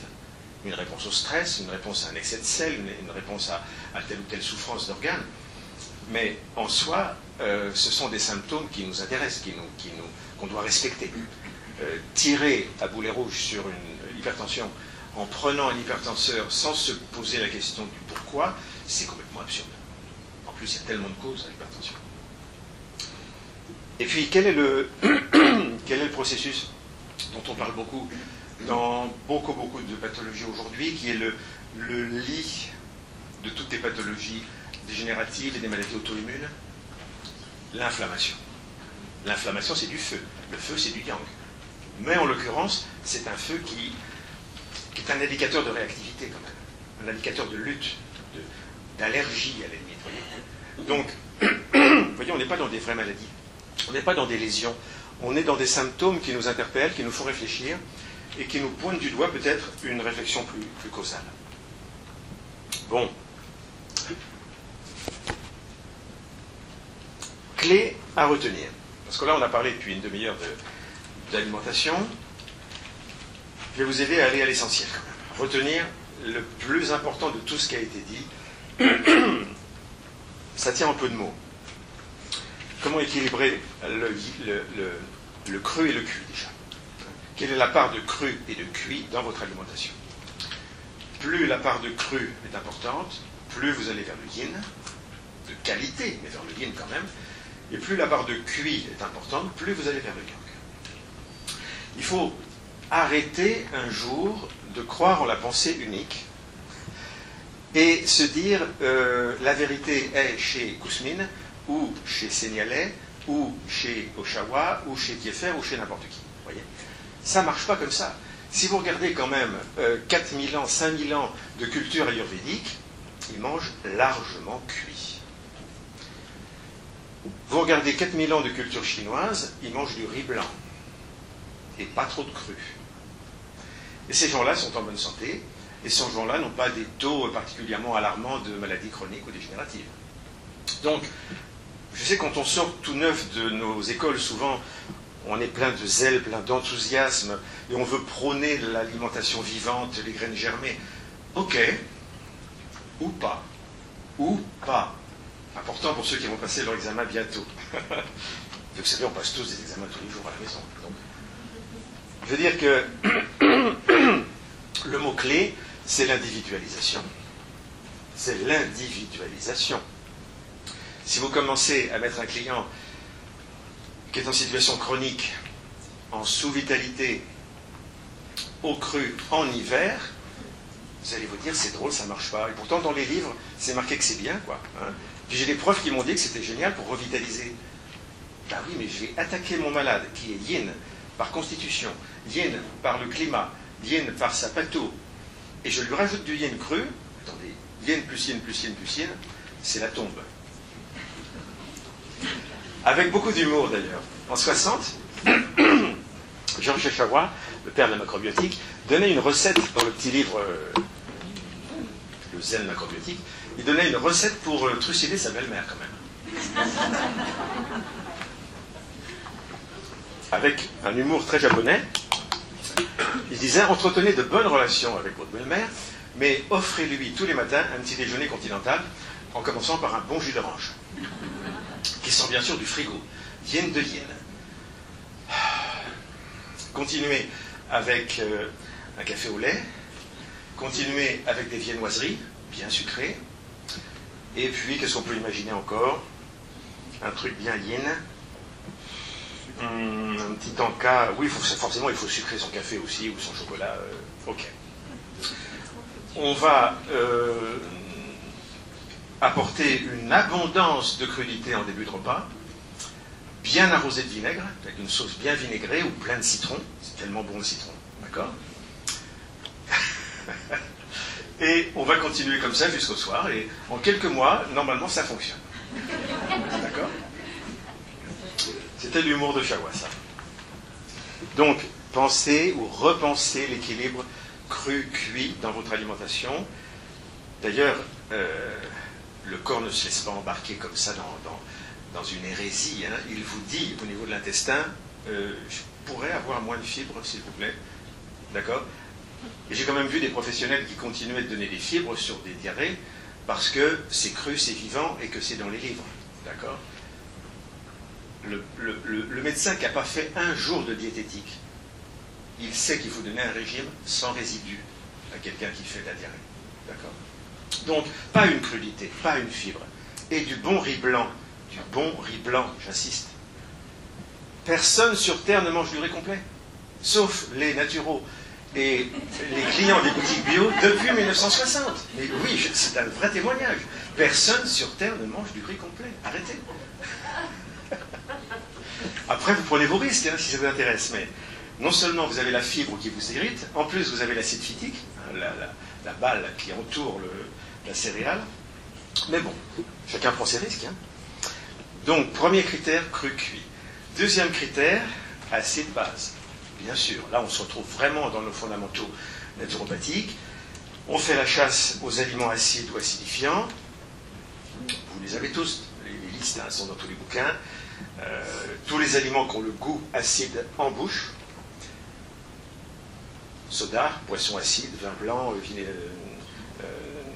coca et compagnie, condiments acides, ketchup en tête, parce que le ketchup a forcément le goût acide, mais l'acidité, vous savez, elle est camouflée par le sucre du ketchup, de la ketchup, c'est pas. Cornichons et autres produits acides. Qu'est-ce qu'on a encore? Les verdures acides, oseille, rhubarbe, épinards, feuilles de blette, moutarde et compagnie. Les fruits acides, donc les agrumes, les baies, les fruits pas mûrs. Qu'est-ce qui a le goût encore acide? Le champagne, le vin blanc. C'est tristoun, ce chapitre-là. On ne va pas insister pour le moral. Mais profitez-en. Mangez raisonnablement de tous ces aliments en été. Dès qu'il fait chaud, allez-y, quoi. Vous savez, aux Antilles, on ne se pose pas la question si on mange un pamplemousse ou un ananas acide. Il passe super bien, mais il fait 40 degrés. Je me souviens d'avoir mangé des oranges qui tombaient de l'arbre au Liban. Vous savez, n'avait pas un symptôme d'acidose après ça. Pas un seul symptôme. Ok. Et puis méfiez-vous aussi, bien sûr, des aliments qui deviennent acides après les avoir mangés, hein, donc dans leur métabolisme, qui sont les protéines concentrées, viande rouge en tête, légumineuses aussi d'ailleurs, levure alimentaire, et puis les glucides industriels, les produits raffinés, pâtisseries, etc., qui bien sûr ont aussi des étapes intermédiaires dans leur métabolisme. Bon, on fait la chasse un petit peu à tout ça. On essaye d'améliorer son microbiote, qui lui aussi peut générer des acides. Hein, quand vous avez des fermentations dans le côlon droit, vous générez des acides tout seul. Et puis, vous faites attention au stress, qui quand même est... j'ai un prof qui dit 200 fois plus. Je n'ai pas vu les sources encore, mais je crois qu'il y a des sources. Le stress est quand même largement plus acidifiant que l'alimentation. Donc, je dirais, prenez presque plus soin de votre équilibre émotionnel que de votre assiette. Ça, c'est le métier qui me fait dire ça. Cru cuit, acide base. Équilibre fruits, légumes. Important, parce que à trop aller vers les fruits, on s'acidifie. Les légumes sont une sécurité alcalinisante, vous le savez, et si vous ne les supportez pas bien au niveau intestinal, vous les prenez sous forme de jus, et vous vous offrez un extracteur, ou vous vous faites offrir un extracteur. Et puis les saveurs, qui vont venir, ça va me faire une transition sur mon chapitre suivant, les saveurs qui vont nous parler des coups de pouce qu'on va donner selon les saisons à nos organes.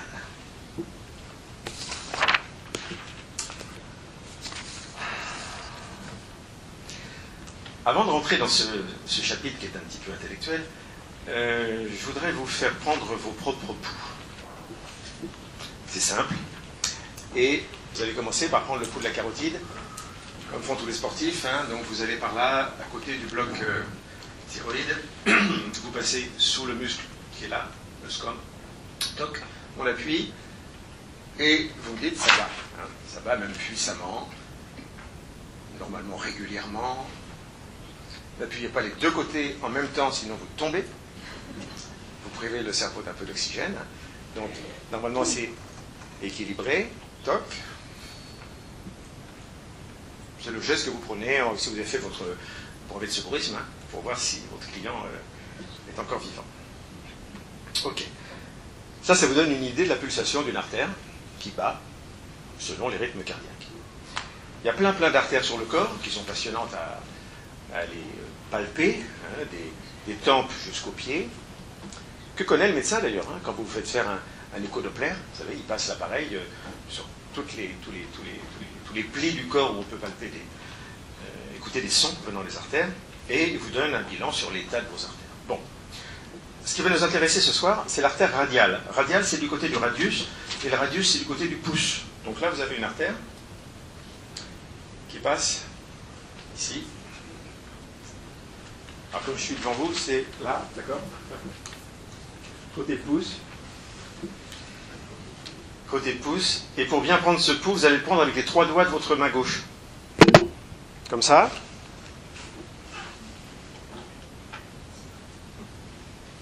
Ma main gauche prend l'épaule de ma main droite. Et grosso modo, vous vous apercevez que sous votre majeur, par là, il y a un petit os qui dépasse. Une petite bosse par là. D'accord? Tout le monde la sent? C'est que vous êtes normaux. Alors gardez vos doigts dans cette position-là et ne prenez le pouls qu'avec le majeur. Vous voyez, je lève les autres doigts uniquement avec le majeur. Cherchez un peu en profondeur, là, qu'est-ce que vous sentez? Normalement, c'est fort, c'est franc, c'est facile à sentir. Régulier, j'espère pour vous, oui. Ok. Alors pour les professionnels, on est où là, en profondeur? On est sur la rate, le pouls de la rate pancréas. Donc ça vous donne une idée de l'état de votre système rate pancréas. Ok. Au-dessus, placez l'index, enlevez le majeur. Cherchez un peu en profondeur. Alors ça peut battre, bien sûr, au même rythme, hein, ça vient du même cœur, c'est le même sang, mais si vous êtes attentif, c'est pas la même couleur, c'est pas la même tonalité, c'est peut-être pas la même amplitude, la même largeur. Il y a plein de mots qui peuvent venir pour qualifier cette différence. Et là, vous êtes sur quelle loge pour les pros? Sur le poumon. Donc si vous sortez d'une bronchite ou d'un truc comme ça, c'est un pouls qui est fort. D'accord? Si vous toussez, il est fort. Si vous fumez, il est fort. Si vous venez de perdre un petit chat, il est fort. Parce qu'il est triste. Mais si vous ne vous êtes pas remis de la perte de votre petit chat depuis 3 ans, vous avez du mal à faire un deuil, hein? Et là, il est faible.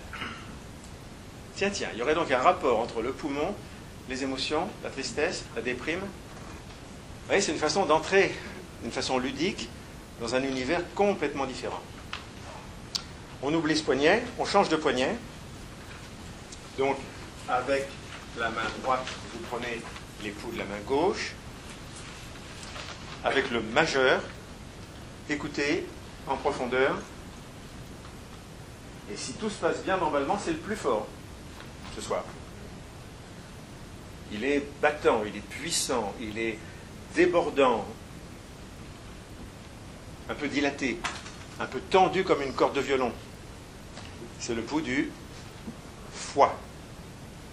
Et comme le foie, c'est la loge du printemps, et qu'on est au printemps, ah ben sinon, ça mérite une consultation. Hein.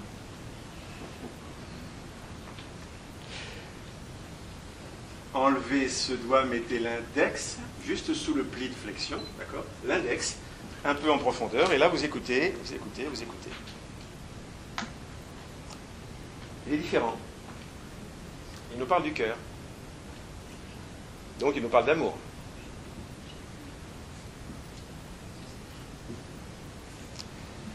Et puis je redescends, je prends maintenant avec l'annulaire, tout en bas, annulaire, ok, en profondeur, je descends, et pour cette saison, vous devez avoir un pouls autour de 40%, ça veut dire un peu en dessous de la moyenne, présent néanmoins, mais pas très très puissant, c'est le rein, les glandes surrénales, vous voyez, le côté, je lutte, je m'adapte. Donc, je suis sûr que même pour la première fois, vous avez senti des petites nuances. Et c'est ça qui est intéressant, c'est qu'une même artère va nous donner des informations très séquentielles, très précises, sur ce qu'on appelle des loges énergétiques. Et une loge énergétique, c'est un concept chinois, quoi. C'est-à-dire que quand je vous parle du foie, bah, c'est pas que le foie, c'est le foie avec la vésicule biliaire, c'est le foie avec le printemps, c'est le foie avec les émotions du foie, le désir adolescent des fantasmes du foie, parfois les colères rentrées. C'est la couleur du foie, verte, comme la bile. C'est l'élément climatique du foie, le vent. Le vent, c'est bon pour le foie. Vous voyez, pour un Chinois, quand on parle du foie, c'est tout ça et encore plein d'autres choses, sans vous parler des points d'acupuncture. Donc, sur un mode un peu ludique, on peut comme ça rentrer dans ce qu'on appelle un pentagramme. Donc, je vous dessine extrêmement simplement les 5 éléments sur un pentagramme.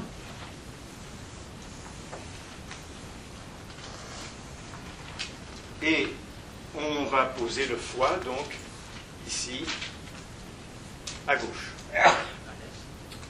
Le foie, l'organe foie, la loge foie dont je viens de vous parler, qui va donc correspondre au printemps. Donc je mets un P comme printemps, et en bonne logique, après le printemps vient l'été.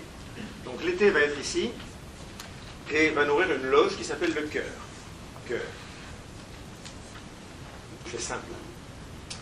Et puis on pourrait dire, après le printemps et l'été, ça devrait être l'automne. Pas de chance, il y en a 5. Et c'est la 5e saison. C'est la saison de la rate. C'est la saison de la terre. Et puis on va trouver l'automne après pour de vrai, sur le poumon. Automne. Et on va trouver l'hiver avec le rein, qui sont les surrénales en fait. Hein. Bon. Donc, sans vous prendre la tête même avec les mots, vous pouvez juste observer qu'il y a un cycle logique d'engendrement, on appelle le cycle Sheng, et qui tourne dans ce sens.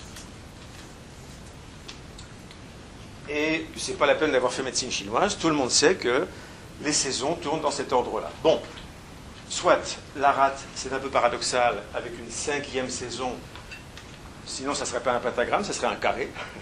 Mais pour les besoins de la cause, les Chinois ont inventé ça il y a quelques siècles, dans une querelle tout à fait philosophique d'ailleurs, puisqu'au début ils étaient en base 4, et après ils sont passés en base 5. Mais bon, peu importe pour nous.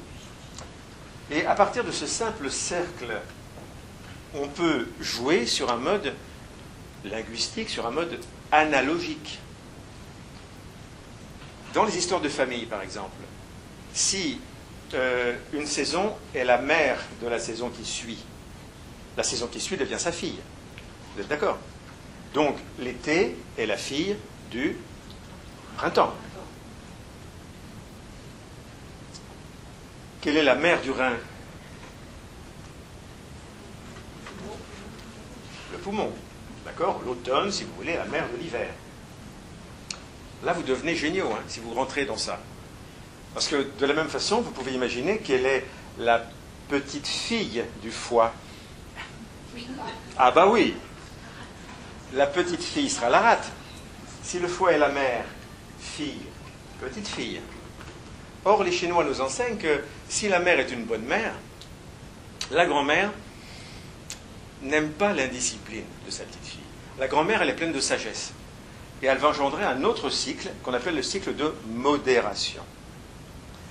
Par bonté, par bienveillance et par sagesse, le foie modère la rate.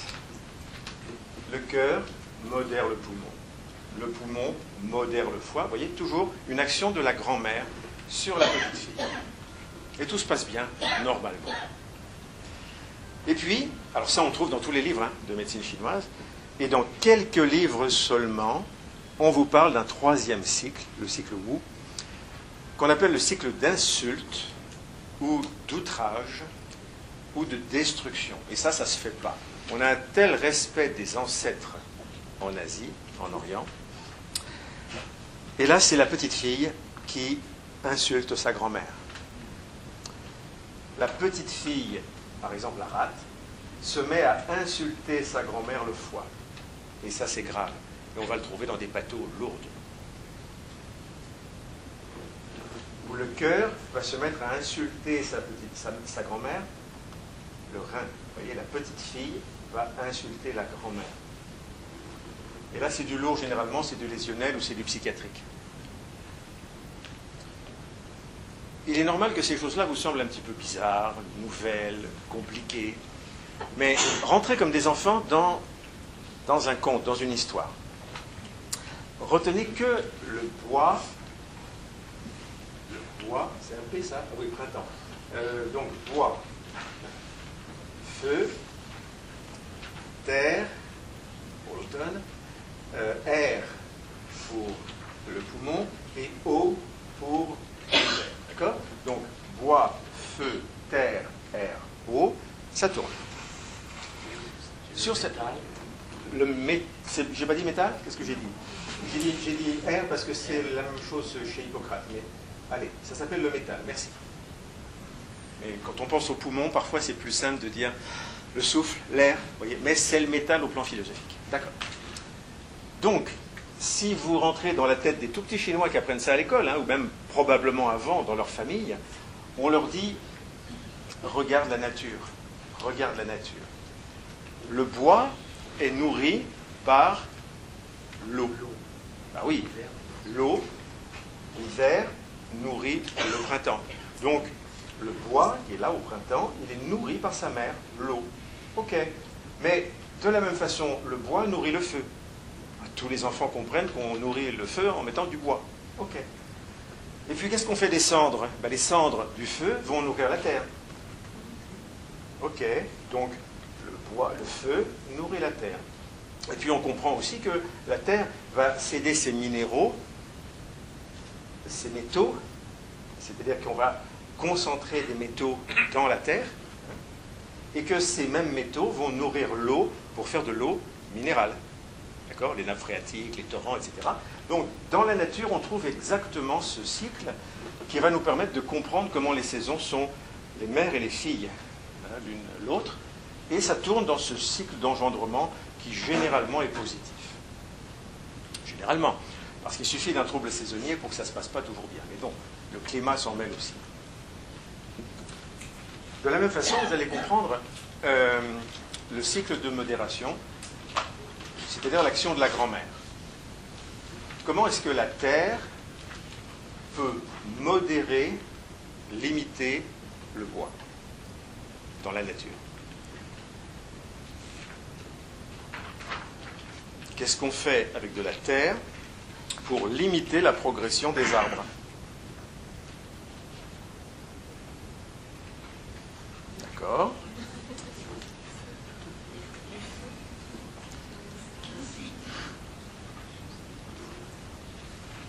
On fait des bacs qu'on met sur son balcon ou dans un parc en bois dans lequel on met de la terre, ça la contient. Et la terre va, quelque part, jouer un rôle un peu plus sage par rapport au bois. Il va endiguer l'eau, oui. Il peut le faire dans ce cadre-là. Ça veut dire que... Oui, c'est exactement ça. Il y en a un qui suivait. Merci. Merci. Il y en a deux qui suivaient. C'est-à-dire que si je prends la terre, fille, grand-mère, et le bois se développera. voilà. C'est l'eau. Le bois recouvre la terre. Le bois recouvre la terre, c'est pas faux, tout à fait. Et là, on est sur un cycle lourd, hein, on est sur un cycle d'insultes. Vous êtes en train de tourner le pentagramme dans le mauvais sens. Si je prends le pentagramme dans le bon sens, il est dans ce sens-là. Le bois par excès. Oui, par excès. Soit, on peut dire ça. Quand vous regardez l'action, par exemple, du métal sur le bois, métal Le métal sur le bois, coupe le bois. il le coupe, mais il en fait un ustensile, il en fait un meuble. Donc, vous voyez, la grand-mère, elle est géniale quand même, parce qu'elle fait du mal au bois, mais pour l'ennoblir. Il y a une sagesse dans le geste du sculpteur ou de l'ébéniste, hein, qui va utiliser des éléments en métal pour apporter une contrainte au bois. Mais c'est pour son bien. Donc la grand-mère, elle est sympa, quoi. Alors qu'à l'inverse, si la petite fille se retourne, c'est pas bien. Si le bois se met à exploiter la terre, ça s'appelle l'industrie, ces grandes exploitations où on fait pousser des IPCA, vous voyez, qui vous épuisent la terre très très vite. Par exemple, voilà. Là, on est sur une action beaucoup plus perverse. Regardez la relation entre l'eau et le feu. Si l'eau modère le feu, c'est l'action de la grand-mère sur la petite fille. D'accord. En mettant un peu d'eau, je limite un incendie, je mets de l'eau autour d'un incendie, les pompiers font ça pour limiter l'extension d'un feu. D'accord. C'est plutôt sage. Mais à l'inverse, si le feu se met à attaquer l'eau, il l'évapore. Et là, il y a une destruction. Il y a une disparition quelque part de l'eau. Donc il est beaucoup plus grave d'avoir une pathologie d'attaque du cœur, si vous voulez, sur le rein, que du rein sur le cœur. Vous sentez qu'on est au bord d'une syncope, là, intellectuelle, pour certains, pour ceux qui... Voilà. Mais j'espère que ça vous donne envie d'aller plus loin pour certains, et donc de lire mes bouquins, bien sûr, qui sont là pour ça. Au quotidien, je voudrais vous parler des émotions qui sont derrière tout cela. Parce que parler de médecine chinoise sans parler des émotions, c'est quasiment impossible. Et vous allez comprendre que ce cycle-là nous parle de la vie quasiment sur un mode initiatique.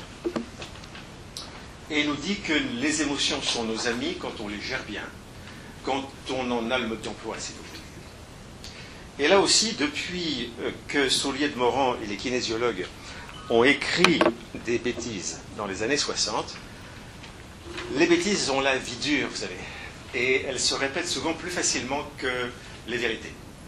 Ce qui veut dire que dans une espèce d'inconscient collectif, dans le milieu des médecines naturelles, dans les salons santé, médecine douce et compagnie, on a lu quelques bouquins, on a entendu des conférences, et presque tout le monde sait que le foie est lié à la colère. Hein, vous avez entendu ça? Qui a entendu ça déjà? Ok. Eh bien, je vais vous décevoir, mais c'est pas vrai. Mais non, il est absolument impossible que le Créateur, quel que soit son nom, nous ait piégés comme ça, avec des émotions animales à fleur de peau, destructrices, violentes, qui nous condamneraient à la passion, à la jalousie et au conflit. La vraie histoire, c'est que la nature a mis dans notre foi le germe du désir et de l'imagination.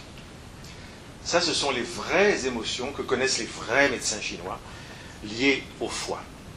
Le foie, c'est l'organe du désir, c'est l'organe du fantasme, c'est la part de l'imagination créatrice qui est en tout enfant, en tout adolescent, et qui est comme une tension et comme un rêve de ce qu'il sera plus tard. Comme le printemps rêve d'être l'été. On sait que l'être humain est un être de désir, mais on sait aussi, même sans avoir lu Freud, que les interdits sont partout. Les interdits de libérer nos désirs sans entrave, ça s'appelle la loi, ça s'appelle la morale, ça s'appelle la religion, ça s'appelle la parole parentale. Ok, on ne fait pas ce qu'on veut parce qu'on le désire. Donc, on génère de la frustration. Et la frustration est à l'origine de la colère. Okay? Donc, c'est par ce cheminement désir, interdit, frustration, colère, qu'on peut dire que le foie, en effet, est l'organe de la colère. Mais ce n'est que la fin de l'histoire, chez les gens frustrés. Chez les gens non frustrés, le foie est l'organe de l'imagination créatrice qui les inspire, si ce sont des artistes, des poètes, des visionnaires, parce que ce côté vous voyez, fantasmatique, positif, c'est en quelque sorte la quintessence de l'énergie d'un adolescent qui rêve sa vie. Et il risque d'être en colère parce que ça ne sera pas forcément comme il a prévu. Je tourne dans l'autre sens pour voir. Le rein, on nous dit dans les couloirs des médecines douces qu'il est lié à la peur. Là aussi, pauvres humains, quoi. Hein, comme si on était condamnés à être tous dans la peur et la frayeur dès lors qu'on arrive sur Terre.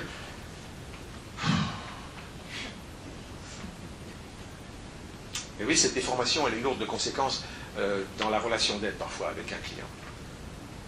Le rein, c'est l'organe du chevalier. C'est l'organe du courage, de l'entreprise, de l'énergie de réalisation dans l'épreuve. Voilà. Le rein a un côté samouraï, si vous voulez, qui est capable de prendre l'épée pour aller se battre pour une cause, d'une façon juste, au nom souvent de ses ancêtres.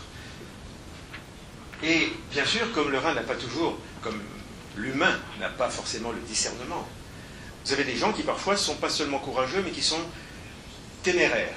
Vous sentez la différence? Téméraire, ça veut dire que je n'ai pas le discernement et je vais me lancer dans des aventures qui vont dépasser mes capacités de réaction, mes capacités d'adaptation. Et si vous connaissez un tout petit peu la physiologie des reins, des surrénales, c'est l'organe de l'adaptation. Le rein s'adapte en permanence au niveau de l'homéostasie, hein, des minéraux, des liquides, etc. Mais surtout au niveau des surrénales, avec le jeu adrénaline, cortisol, c'est l'organe de la réponse à toutes les formes de stress.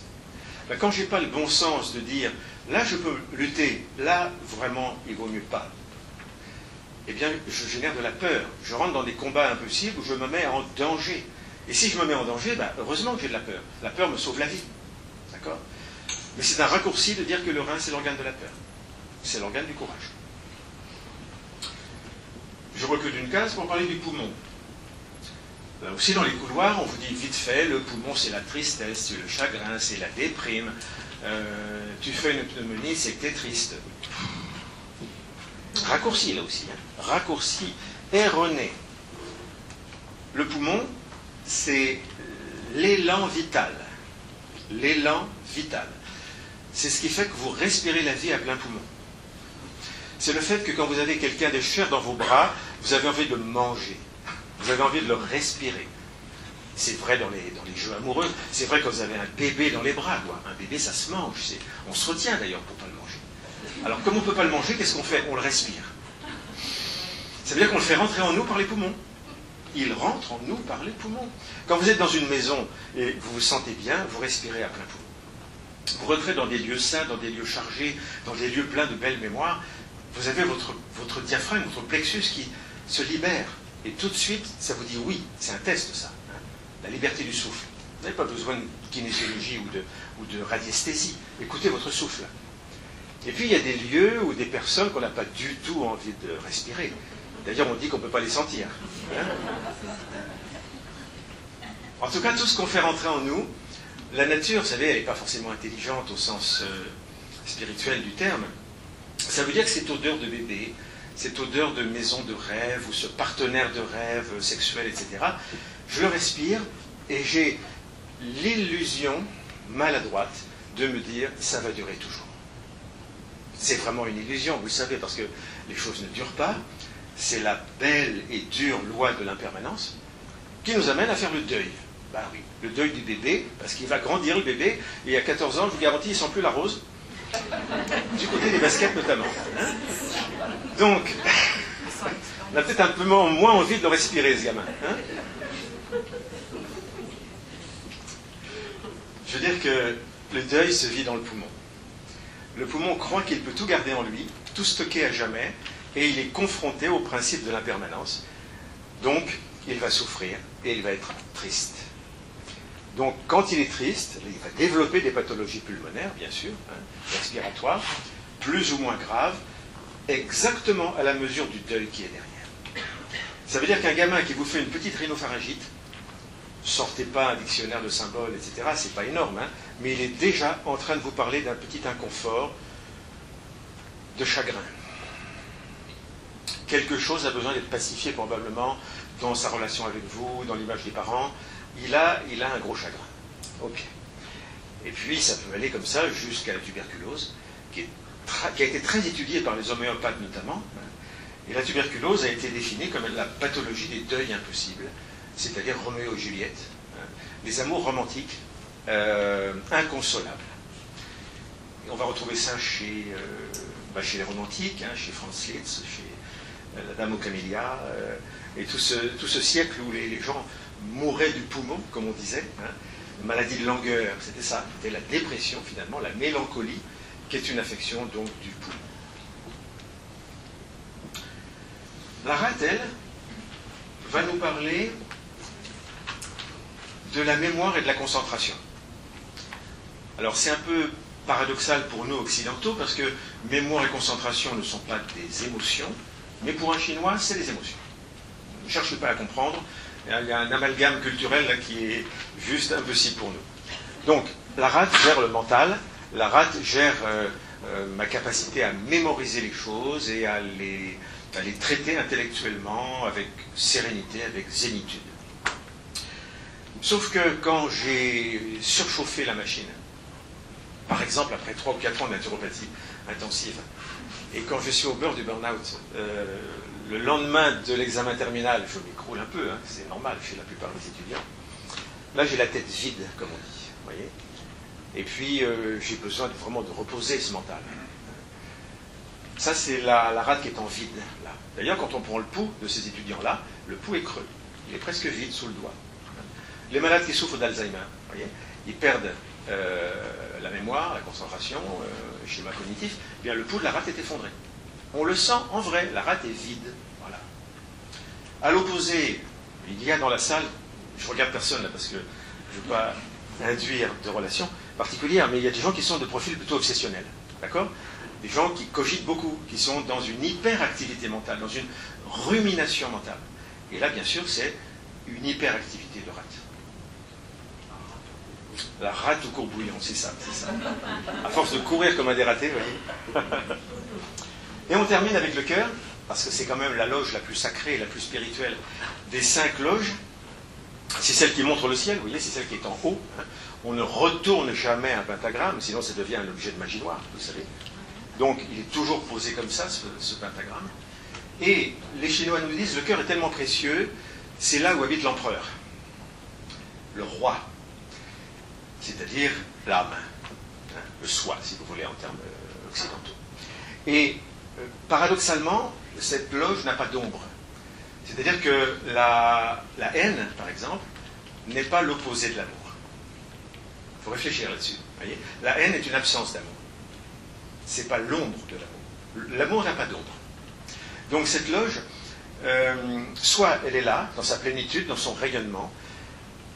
Par exemple, vous prenez le pouls du cœur d'une jeune fille amoureuse, et il y a dans les textes chinois, ce pouls ressemble au gambadement d'un jeune cochon de lait dans la rosée matinale du printemps.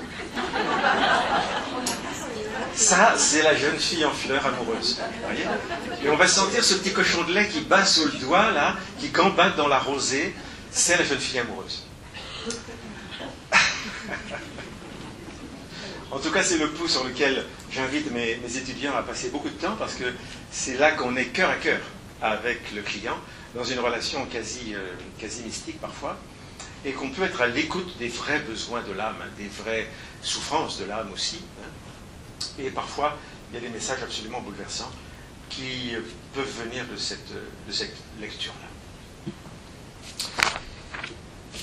Je termine par 3 clés très... Je suis bien au niveau des horaires, là? Je ne suis pas du tout. Je suis pas mal. Non, ça veut dire que c'est bientôt. Ok. Moi, il faut me faire signe, parce que... Dans les choses que vous pouvez retenir facilement, et qui sont assez ludiques, on pourrait parler des postures. Par exemple, là, vous êtes assis, c'est bon pour le poumon. Vous voyez? Donc, si vous voulez rajouter ici, dans votre pentagramme, posture assise, globalement, c'est bon pour la respiration. Ne vous posez pas de questions. Ils ont travaillé pour nous depuis des siècles, les Chinois. Si vous préférez être allongé, c'est pour faire un cadeau à vos reins.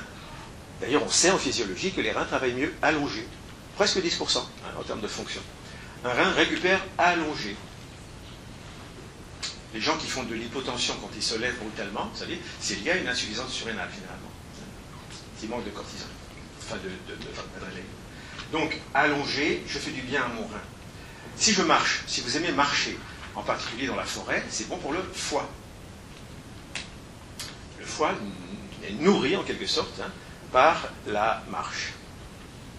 Si vous préférez rester debout, et vous avez un côté observateur, comme un phare, pour regarder un peu le monde, c'est bon pour le cœur. Et l'indépendance, le regard, le témoin, ça c'est une posture bonne pour le cœur. Et puis, si vous préférez vous mettre en méditation, en lotus, c'est pour la rate. Enfin, c'est normal, ça va apaiser votre rumination mentale, et c'est bon pour votre intellect. D'accord ?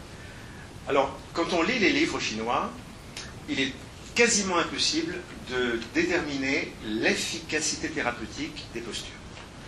Ça veut dire que c'est donné souvent dans un langage très poétique, très métaphorique, et c'est juste à l'expérience qu'on sait que ça marche, mais au moins sur 3 mois de pratique.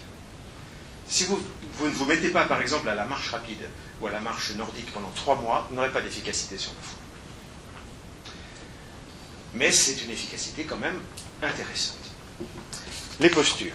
Les couleurs maintenant. Parce que les couleurs, c'est facile, il suffit de porter des sous-vêtements liés à la couleur de la saison. Et les Chinois ont 5 paires de chaussettes et 5 paires de culottes. 5 couleurs de culottes. Et oui, là nous sommes au printemps, donc vous avez des sous-vêtements verts. Verts comme les feuilles du printemps. En été, vous aurez des sous-vêtements rouges, comme le feu, la passion estivale. En automne, c'est-à-dire ici, vous serez en blanc, parfois un blanc cassé, un petit peu comme la lune, dit-on, un peu nacré. Vous voyez, blanc, blanc nacré, ça c'est bon pour le poumon. Et en hiver, vous aurez des sous-vêtements noirs. Et ça marche, on le sent, enfin, pas mal d'acupuncteurs m'ont confirmé le sentir sur un mois et demi d'exercice, si vous voulez. Quand les clients le font sérieusement, ça aide notamment à remonter une loge un peu vide. Ça ne coûte pas grand-chose et c'est plutôt ludique. Mais ne comptez pas avoir un résultat comme ça dans la journée, bien sûr. Si vous voulez un résultat dans la journée, et ça va intéresser peut-être 2-3 personnes, j'ai repéré des musiciens, c'est en associant les notes de musique et les saisons, qui sont elles-mêmes liées aux organes. Or, ça serait tellement simple s'ils étaient tous d'accord. Je vous les donne dans l'ordre. Donc, à partir du printemps, été, 5e saison, automne, hiver, certains livres nous donnent La, Do, Sol, Fa, Ré. La, Do, Sol, Fa, Ré. La pour le foie, Do pour le cœur, Sol, Fa, Ré. Ok. Et puis vous prenez un autre livre, tout aussi sérieux, qui vous dit Do, La, Mi, Ré, Sol. Do, La, Mi, Ré, Sol. Ok. Et vous prenez un 3e livre qui vous dit Fa, Sol, La, Do, Ré. Fa, Sol, La, Do, Ré. Alors, je laisse aux musiciens la réflexion de voir quels sont les intervalles intéressants qu'il pourrait y avoir en commun entre ces 3 grilles, en sachant que tout va dépendre un petit peu des philosophes qui ont travaillé derrière, des thérapeutes, et même des écoles. Oui, l'école de Pékin ou l'école de Shanghai ont des référentiels parfois un petit peu différents. Ok. Mais pour que ça marche encore mieux, puisqu'on n'est pas sûr d'avoir la bonne tonalité, on peut au moins trouver l'instrument qui va avec. Et au printemps, bien sûr, on va trouver des bois. Ah oui, c'est la saison du bois. Donc une flûte en bois, c'est parfait pour le foie. Et si vous trouvez donc une mélodie, une œuvre classique qui vous plaît, qui est en, alors selon le cas, hein, ou en Do majeur, ou en Fa, ou en La, vous testez, ça devrait être bon pour votre foi. Majeur, si vous voulez stimuler. Mineur, si vous voulez freiner un petit peu. Ah ben oui, un mode majeur, comme une marche militaire, ça vous amène au combat. Un mode mineur, comme une berceuse, vous amène plutôt dans quelque chose de yin. Donc les bois, les bambous également, les flûtes en bambou notamment, sont bonnes pour le foie. En été, on aura les cordes, la harpe, le violon, etc. En automne, on aura les cloches, les cuivres, les métallophones aussi. Un xylophone en métal, ça s'appelle un métallophone. Et puis en hiver, on aura les percussions, on aura les tambours. Et il y a du bon sens là-dedans, parce que quand on a le... Vous voyez, vous associez le courage, par exemple, l'action, le côté chevaleresque du Rhin, pour l'emmener sur un champ de bataille, sauver son idéal, il faut des tambours, il faut des percussions. Alors que le cœur a peut-être plus envie de nous parler de bois et de cordes. Pardon, de cordes. Je passe sur les modes spécifiques, parce qu'il y a des auteurs qui ont travaillé là-dessus, et qui ont trouvé que chaque méridien d'acupuncteur était en rapport avec les modes ionien, dorien, phrygien, lydien, mixolydien, etc. Ça, c'est pour les professionnels. Et puis même la hauteur des sons, puisqu'on sait que selon la hauteur, par exemple, du piano, une note va agir à tel niveau du corps. Ça avait déjà été fait il y a au moins 40 ans par Madame Marie-Louise Aucher. Et ça a été validé après au CNRS avec Joël Sternheimer et Fabien Maman. Et vous trouvez ça dans un livre passionnant qui s'appelle Le Tao du son. Publicité pour Fabien, Le Tao du son, chez Tré Daniel. C'est un beau, gros livre sur la musique qui peut se lire même si on n'est pas professionnel de la musique. Et je termine avec les saveurs, parce que c'est le plus rapide, le plus efficace, donc le plus immédiatement intéressant pour vous, si vous voulez donner un coup de pouce à un organe, à une fonction. Vous allez moduler votre assiette donc avec des saveurs. La saveur du printemps, vous vous souvenez, c'est la saveur? Je ne sais pas si vous vous souvenez. Acide. Acide. Ceux qui ont dit amer ont raison dans le référentiel occidental. Les plantes amères, en phytothérapie, sont bonnes pour le foie. Mais là, on est dans le quantitatif, si vous voulez. On est dans le pharmacodynamique, les plantes amères. Mais là, on est en énergétique, on est en subtil. Ça veut dire qu'on est dans le quantique, on est dans des informations, des petites touches de citron, de baie, d'ananas, de pamplemousse, de cornichons, de produits lactofermentés. Vous voyez toutes ces saveurs qui apportent de choucroute, voilà, c'est la saison aujourd'hui de prendre un peu de choucroute crue dans vos salades, dans vos entrées. Et ces petites informations-là vont complètement vous aider à vous consolider le foie, donc à nourrir également les émotions qui vont avec, et toutes les fonctions du foie qui vont avec. Un peu d'acidité. Le lait caillé aussi, pour ceux qui ne sont pas intolérants, les yaourts également, les kéfirs, etc. C'est tout à fait la saison, un petit peu rance, aigre. Vous voyez, les Chinois disent comme le roux du bébé. Un bébé qui vous régurgite un petit peu de lait, c'est cette saveur-là qui est celle du printemps. Poésie chinoise. En été, pardon, vous allez prendre des produits amers ou grillés, roussis, brûlés. Alors l'amertume en été, vous avez quoi? Vous avez le café sans sucre, vous avez le chocolat amer, les gousses de cacao brut bio, c'est excellent en été. C'est cordial, cordial, ça veut dire bon pour le cœur, ça vous donne du courage au sens spirituel du terme. Qu'est-ce que vous avez comme saveur amère dans l'alimentation? Les endives, toutes les chicorées amères, toutes les salades un petit peu amères qui arrivent là sur le marché. On est pauvre en saveurs amères, je trouve, dans notre culture. On n'aime pas trop les amers. Mais c'est peut-être parce que c'est des saveurs de grands. Aucun enfant n'aime les amers. C'est rarissime, quoi. Ou alors c'est un extraterrestre, votre gamin. Et un gamin qui mange des endives crues, waouh, c'est très très rare. Qui aime la chicorée, sans sucre, sans lait, c'est très très rare. Pour moi, c'est des grandes âmes, parce qu'ils sont en train de parler du cœur, là. Les herbes amères, pour ceux qui sont de communauté juive, c'est quand même toute une histoire. Hein. C'est une signature, c'est une aventure aussi, c'est pas n'importe quel partage, les herbes amères. C'est vraiment un truc spirituel. La rate, ça nous console, et c'est une saveur douce, une saveur sucrée. C'est la 5e saison, donc c'est pas encore l'automne, c'est plutôt l'été indien. C'est l'été indien pour les Québécois. Et je ne vous ai pas donné un détail en termes de calendrier, mais cette rate, on la met ici pour des raisons, je dirais, pédagogiques, mais en fait, elle se place entre les saisons. C'est pour ça qu'on l'appelle l'intersaison, et c'est parfois plus facile de comprendre intersaison que 5e saison. 5e saison, il n'y a qu'au Québec qu'on a ça, vous voyez, c'est une saison particulière. Mais partout dans le monde, il n'y a pas vraiment de 5e saison. Par contre, il y a des intersaisons qui sont des petites périodes de 18 jours exactement, hein, et qui vont nous permettre de transiter entre le printemps et l'été, entre l'été et l'automne, entre l'automne et l'hiver. Et là, on peut se donner un petit peu de saveur sucrée, douce. On revient à la terre. Vous voyez, la terre, c'est la mer. Et la mer est sucrée. Maman est sucrée. Papa est salé en psychologie, mais maman est sucrée. Et le lait maternel, vous le savez, est beaucoup plus sucré que le lait de vache. Goûtez ou essayez si vous avez l'occasion de boire du lait maternel. En automne, on a besoin de surmonter le moral avec un peu d'épices, un peu de piquant. Le piquant est un vrai antidépresseur. Un coup de blues, prenez du gingembre, prenez du wasabi, mettez un peu de poivre, mettez des saveurs un peu de curry. Vous voyez, c'est excellent pour le poumon. Excellent pour le poumon.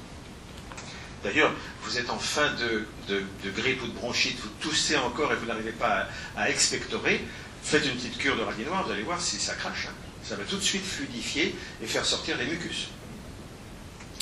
Et puis en hiver, vous allez vous orienter vers les saveurs salées. Les fruits de mer, les algues marines, le miso, le tamari, le soyou, le gomasio, le roquefort, parce que ça fait partie des saveurs de l'hiver aussi, un peu moisi, un peu décomposé. Puis c'est un bon antibiotique, hein, c'est une bonne pénicilline. Pas trop de soucis pour le roquefort. Et donc ces petites indications-là, ne confondez pas ce que je vous dis avec des quantités. Hein. Il s'agit d'informer plutôt d'une façon subtile. Il vaut mieux une répétition que des gros repas acides ou amers ou sucrés qui vont vous rendre malade. Il y aura aussi un impact, bien sûr, avec les plantes, avec les huiles essentielles, avec les encens. C'est pour mon prochain bouquin. Et je conclus. Donc, Hélène va me dire, je suis dans les temps. Conclusion. J'ai mis quelques points qui s'enchaînent, tout simplement. Première conclusion, c'est un peu ce que vous avez perçu depuis tout à l'heure. Notre culture n'est pas habituée à ces concepts orientaux. Et la première chose qui peut être intéressante, c'est d'ouvrir sa conscience, comme vous l'avez fait ici, courageusement, en venant à cette soirée héroïque. Ça veut dire que vous avez une pensée un peu inclusive, une pensée intégrative. Et ça, c'est un plus. Spirituellement, c'est vraiment un plus.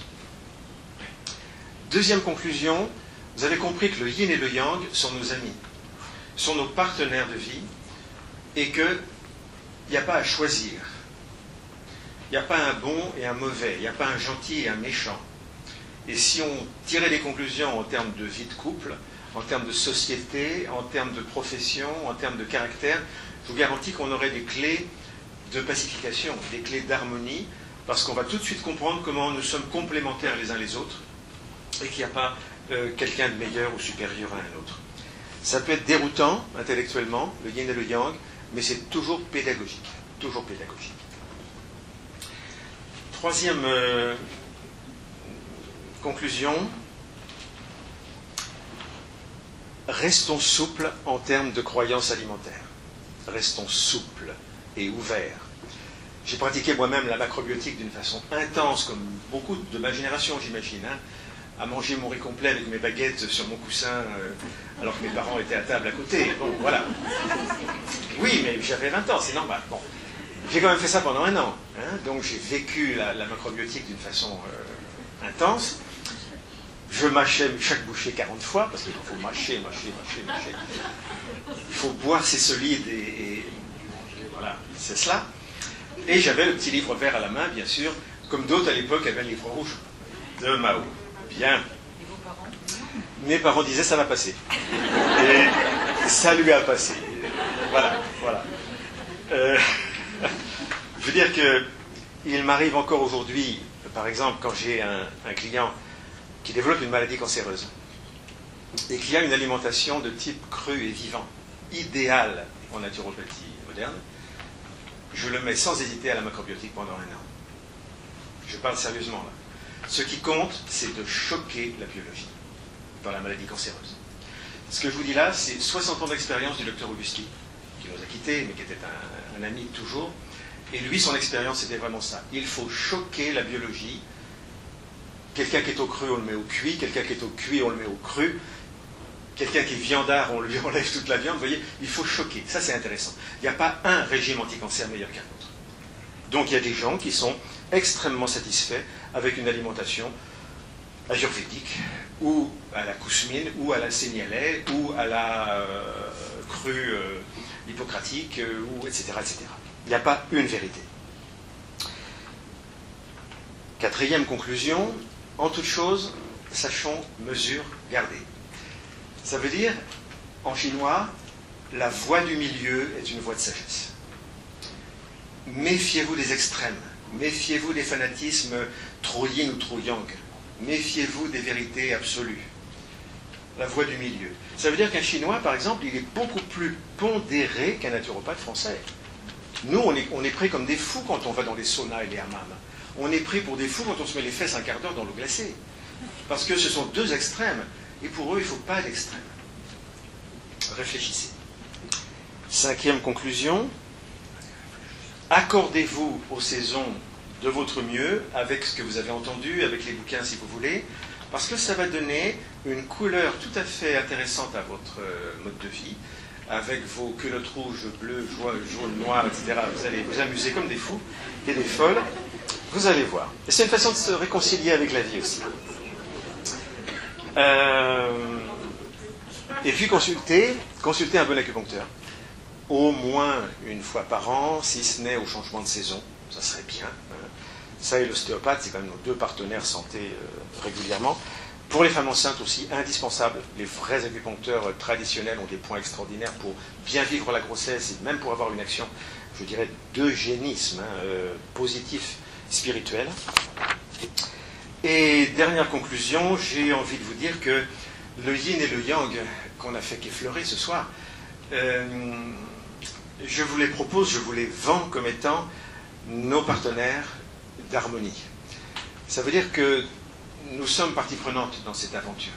Nous sommes dans l'univers une partie du grand tout, et ce n'est pas en cloisonnant les choses qu'on va s'en sortir. Tout ce qui nous sépare, tout ce qui nous coupe les uns les autres, tout ce qui nous donne l'illusion de la séparativité, entretient ce que les théosophes appellent la grande illusion finalement. C'est-à-dire, donne du crédit au moi, et le petit moi n'a que ça à faire. Scinder les choses. Scinder comme dans le mot science d'ailleurs, qui coupe tout en morceaux et qui finit par perdre de vue la globalité des choses. Il est légitime d'avoir un regard scientifique et analytique, le regard de la fourmi, à condition que juste après vous ayez une vision globale, le regard de l'aigle, une vision de synthèse. C'est ce passage de la fourmi à l'aigle qui fait fonctionner votre cerveau droit, votre cerveau gauche. Cerveau droit yin, cerveau gauche yang. Et qui fait de vous des êtres beaucoup plus inclusifs. Parce que si vous pensez à ces 2 cerveaux, vous pensez aussi à vos 2 personnages intérieurs que Jung appelait l'animus et l'anima. Il y a en vous un éternel masculin, animus, et un éternel féminin, l'anima. L'un et l'autre sont toujours en quête de réconciliation, mais parfois sont facilement pris dans le conflit. Ils aiment bien se friter un peu aussi, comme dans les couples. Alors est-ce qu'on va passer son temps en conjugopathie, les uns les autres, et avec soi-même, parce qu'on a intérêt quand même à être un bon compagnon pour soi-même.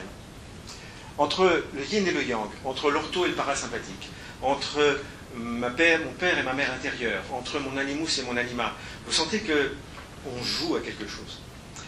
C'est quelque chose qui nous amène à une pratique de discernement, une pratique de discrimination.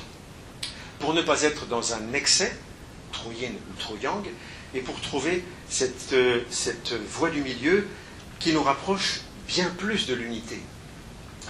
Et l'unité, c'est au-delà du pentagramme, c'est le cœur du pentagramme, si vous voulez. C'est l'essence même de ce que nous sommes, c'est plutôt la vie de l'âme et la vie du soi. Quand vous méditez, quand vous êtes dans une relation de création artistique authentique, quand vous êtes dans un éclat d'amour vrai, de pardon inconditionnel, de joie inconditionnelle, vous dépassez complètement les dualités. Vous n'êtes plus dans le bien et le mal. Vous n'êtes plus dans le mien et le tien et l'autre et moi. Vous êtes dans l'antichambre du grand tout. Et c'est ça qui est important, c'est de s'autoriser cette initiation permanente qui nous dit que la vie, certes, est pleine d'embûches et pleine d'obstacles, mais heureusement, parce que comment allez-vous grimper la montagne s'il n'y a pas d'obstacles? Une montagne trop lisse, c'est impossible.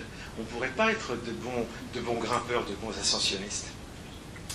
Donc, je vous souhaite à la fois bonne route, bonne grimpe, bon vent, bon courage et bon discernement. Merci de votre attention. Merci.